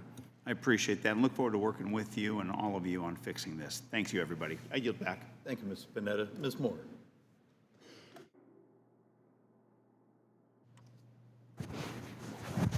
Let me thank Mr. Schweikert, the chair, and I thank all of our witnesses for staying and hanging out here for this extended hearing. My name is Gwen Moore. I'm from Milwaukee, Wisconsin, and I'm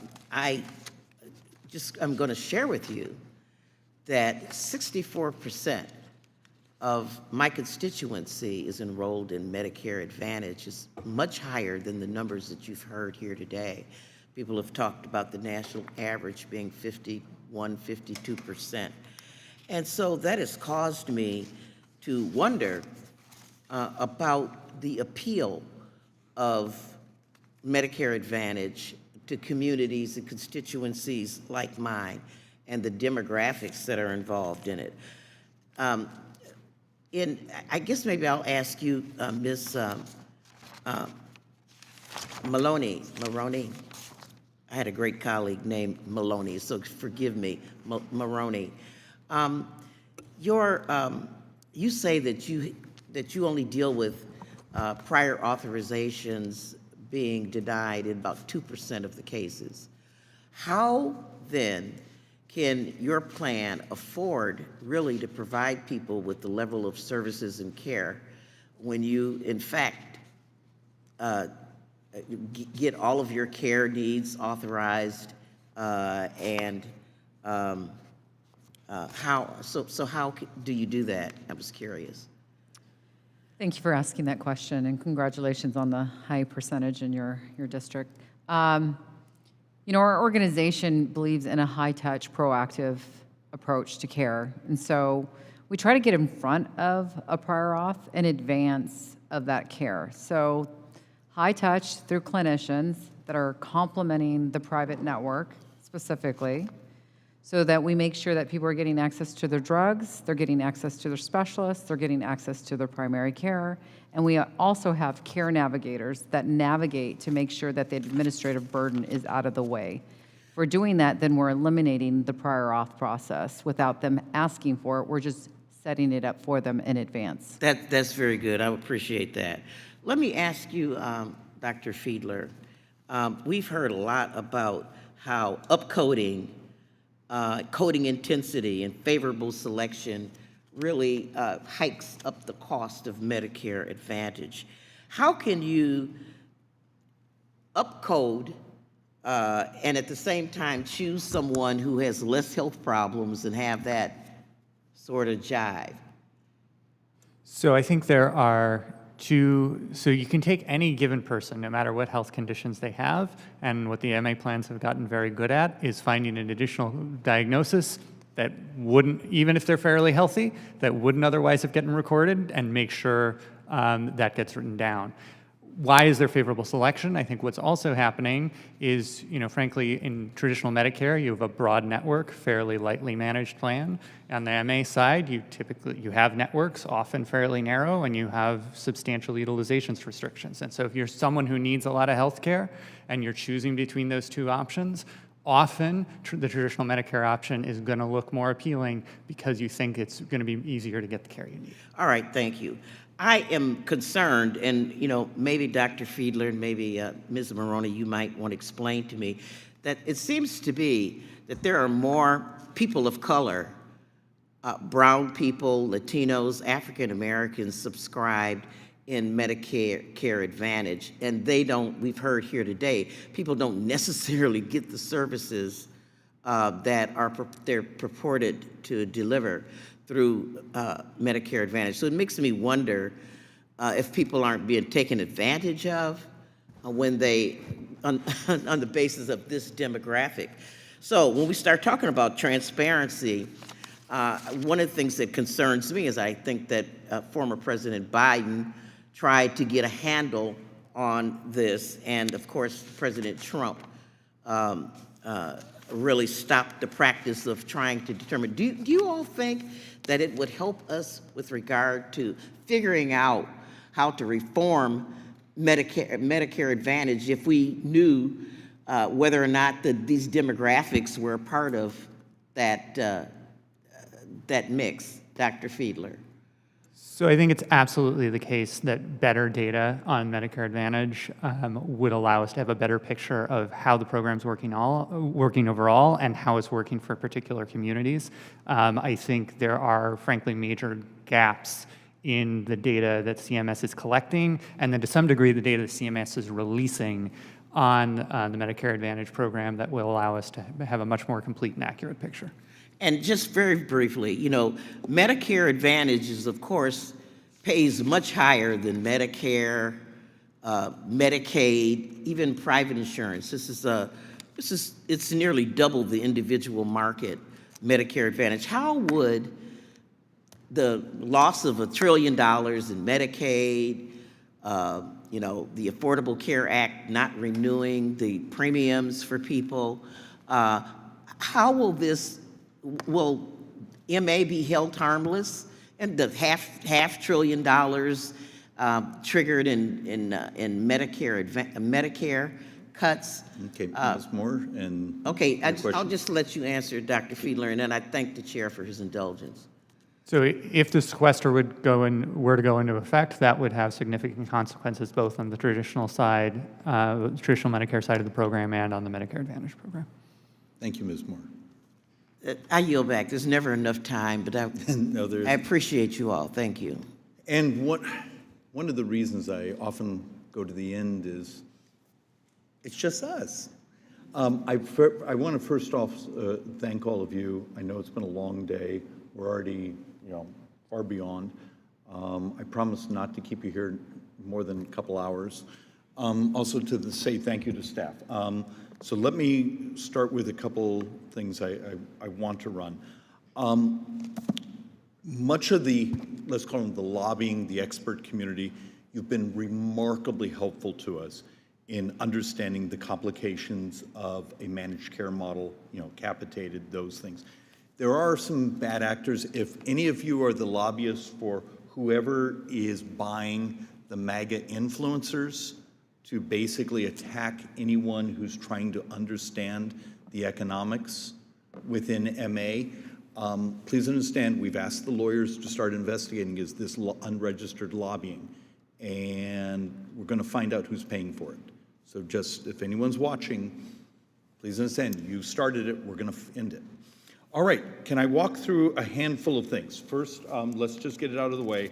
I have a series of articles that I'm going to put into the record, and because I get to not object to myself, you've all probably followed the 7-part Wall Street Journal series that walk through even people in Arizona that were diagnosed with diseases, except they were never treated for them.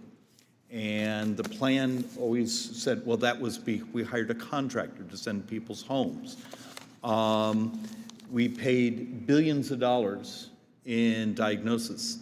This is the upcoding problem, our risk adjustments problems, the going at those who ask a question.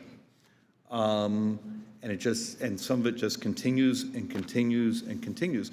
And we even had a couple members talk about the Wall Street Journal article about those who are actually getting their health care from the VA, but somehow still sitting in Medicare Advantage. We've also have articles, and we're actually looking into those when it's a push-off to force someone who starts getting near end of life, and it's part of a MA plan, and to force them into fee-for-service for hospice care, and trying to now chase down some of the odd numbers there.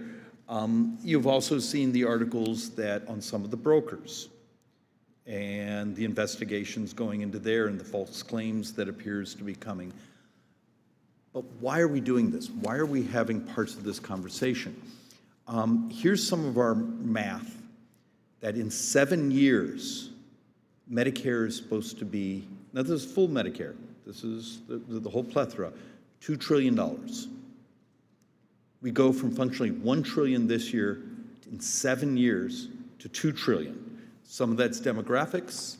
Actually, it's mostly demographics, healthcare costs, the peak of the baby boom moving into much higher utilization years. I get some math problems trying to make this all work. And so we're trying to figure out, I think, the concept of a managed care model that helps our brothers and sisters who have moved into their benefit years live healthier. When I'm seeing data that 31% of Medicare is diabetes, and then when we broke down the subsets of that, the number of our brothers and sisters who are 65 and up that had obesity issues. How do I incentivize a model, particularly if our math is 55, not 54, 55% of our brothers and sisters on Medicare Advantage across the country, some places higher penetration, that there's an incentive for a plan saying, we benefit by making our members healthier. So this is, from my opening statement, the alignment of incentives. One of the reasons I have great fondness for Dr. Miller is he's been very kind enough to testify in front of our Joint Economic Committee. And in that, we were fixated on the use of technology to also lower the cost. So first question before I go off on some of the things. Dr. Miller, first let's just go where we were going to go before. If I came to you and be a little utopian, said, okay, we have the technology today that follows you around, that the AI transcribes your notes. Here's my doctor's notes. Here's my healthcare contract, whether it be private or an Advantage plan. The AI can say they match, and it's basically automated or pre-authorization. Am I being too utopian? I think it's operationally possible. I think that the issue is, does the industry have the willpower to do this, and then will the hospital industry come to the table? Because one of the other issues is that if you're an incumbent large health system, you don't have an incentive to improve operations. If you're a hospital executive and you can lobby to increase Medicare fee-for-service rates, you can merge with a larger health system, you can do all these other things before coming to the table to improve clinical and technical operations, I think that's an incentive issue. So I think we need pressure on the health systems in conjunction with the managed care industry to work together to solve these technical problems, because they are very solvable. Doctor, so you think the brain trusts like us, we need to be more prescriptive in our expectation? I don't think prescriptive. I think it's sort of like when you have two squabbling children, the answer is stop fighting over the Matchbox cars and learn how to share. So I think you have the hospitals and you have the health plans arguing, and you have the plans saying, I have big monopoly hospitals, and then you have the big monopoly hospitals saying, I have these big, mean monopoly health plans. And sometimes they're monopolies and sometimes they're not, but they need to figure out how to work together for a better system and solve that technical operational friction, and you all are functionally their parents. Dr. Miller, one thing, I want you to touch on how you would adjust Stark to accomplish one of your goals. So I think that's really important. If you're a physician, and I mentor and train a lot of young physicians, you don't really have any employment choices. You face a labor monopsony where you can work. And I remember I saw this dermatologist who was depressed, and I asked him why he's depressed. And he said, well, he had two large health systems that he could work for, and he couldn't do anything else, and he was stuck on an assembly line. So Stark Law was created to address valid concerns about induced demand, that if physicians own and operated integrated care delivery, that they would self-refer and drive a lot of unnecessary services, whether it's imaging, whether it's labs, whether it's home health.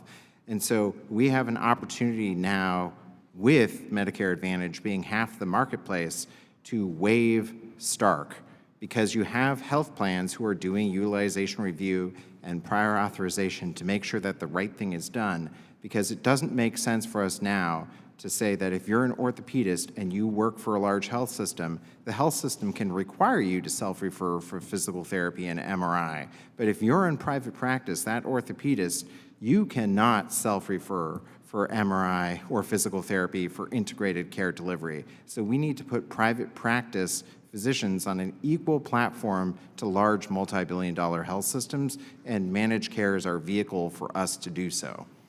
Dr. Jain,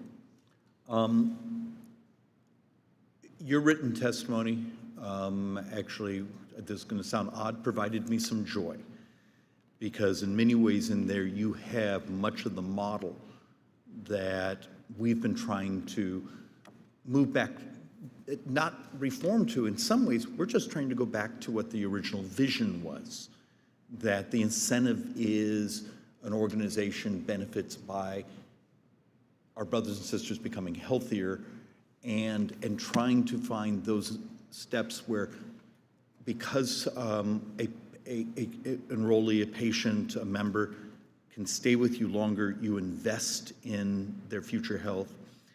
In your vision for your organization, because you have lots of data points, do you see a place where you could also use things like, grandma gets a Whoop, or an Oura Ring, or the wrap that sits as a wristband that actually helps you monitor hypertension and temperature and those things? Is there a place where the the continuity of care, particularly for your rural. You know, we had a whole conversation about transportation and those things, but not telehealth, digital health in many ways is the future on helping the maintaining of latitudinal health data. Is that woven into, or do you see that? I think as it's part of your absolutely plan? possible. I think one of the reasons that value-based care has largely been a failed experiment in this country is that it can't be practiced in one-year increments. If I don't know that you're going to be my patient a year from now, 3 years from now, 10 years from now, I'm not necessarily going to make the rational investments in year 1 to improve your health in year 3 or year 10. And so I think one of the opportunities that the committee has and that Congress has more broadly is to start to entertain this notion of multi-year enrollment in Medicare Advantage. Multi-year enrollment would enable us to have stability of the population, which would allow us to integrate these digital health solutions in year 1 that ultimately have really failed to improve population health, even though we have very sophisticated technology right now, because people are underinvesting in these technologies because they don't necessarily have the confidence that investing in year 1 will result in savings in year 2, 3, 4, 5, and 6. If plans had a longer period, plans or even CMS in the traditional Medicare program had a longer-term view of cost and had a way of internalizing the savings, I think there would be incredible momentum towards the kind of healthcare system that you're imagining, Mr. Schweikert. Doctor, you may be about to become one of my best friends, which is a little creepy. You never want a politician as one of your best friends. We're expensive. But look, we've been trying to model the concept of what happens if I have someone who has multi-chronic conditions or BMI issues. How do I help them and then, but make it so it's rational to invest in it and then help them stay there? And that's, look, that's not partisan. That's just investing in long-term healthcare. But one of the issues that's been brought to us by actually a handful of the plans that have been remarkably good at working with us and providing us actually some very private data, we've made some promises not to say some of the things out loud, is the way the advertising and broker when open enrollment is of how you're often trying to steal each other's members. We saw a number, and we're still working to vet it, that the total advertising, broker, marketing could be as much as 20% of the book. Does that number seem rational to you? 20% seems high, but what I will say is that, you know, the number one line item, you know, the G&A line item for most plans is distribution. So if there were ways to actually cut our overall distribution costs or recast the distribution costs to be more focused on health promotion behaviors. But investing in actual health care instead of late-night cable television. We have a proposal that we've put forward, which is the notion that brokers should be recast as community health workers. These tail commissions that we pay folks, several $100s a year, should be reoriented around making sure that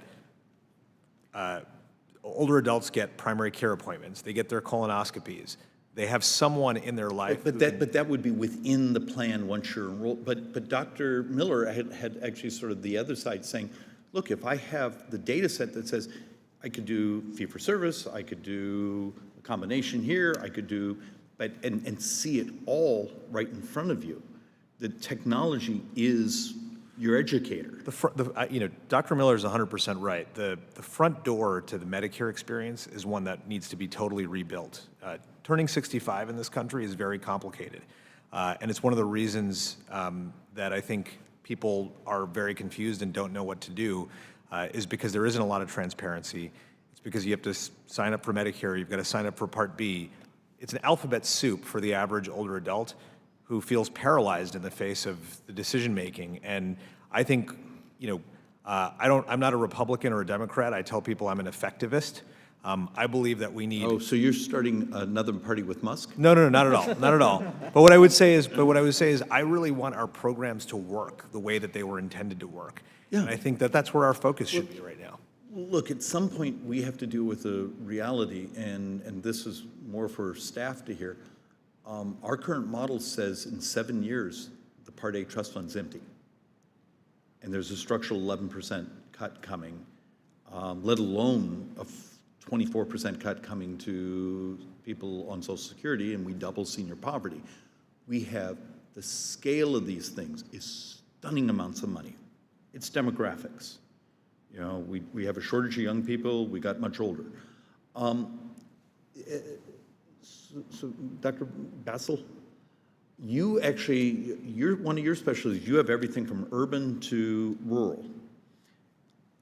If I came to you and said, we're going to incentivize the ability to use much more digital healthcare in rural America, is there a way that actually both raises your quality, lowers your cost?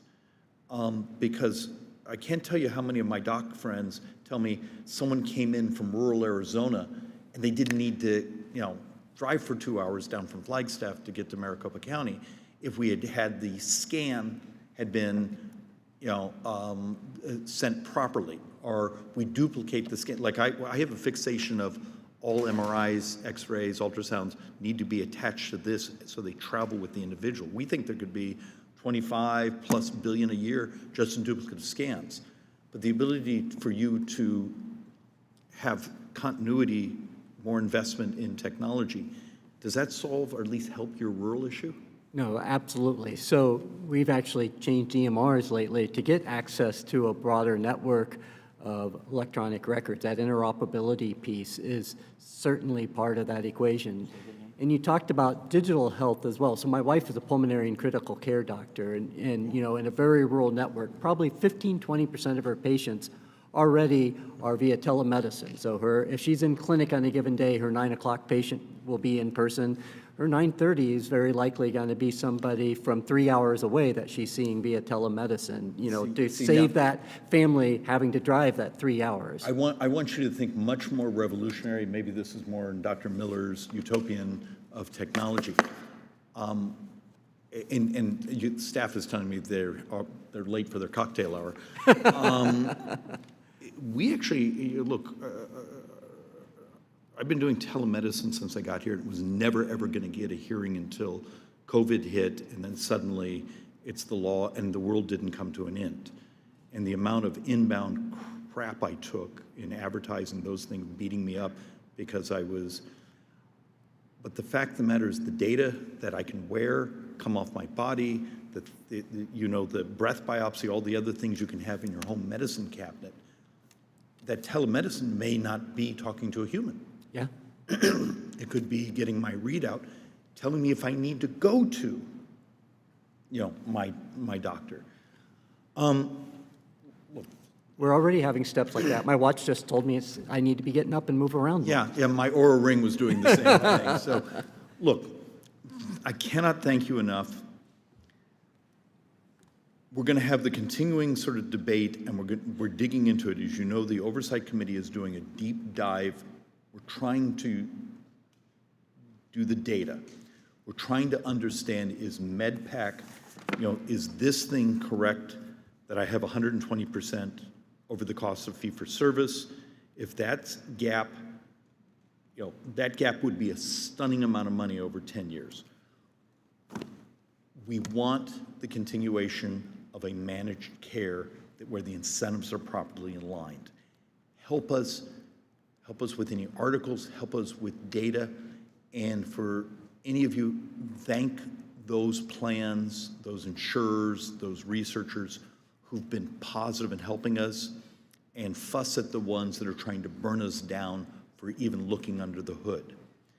And with that, we're going to call the hearing to an end, but please be advised that over the next couple weeks, you may get written inquiries that we will ask you to respond to, that we will attach to the permanent record. And with that, we're going to call this hearing adjourned. Thank you.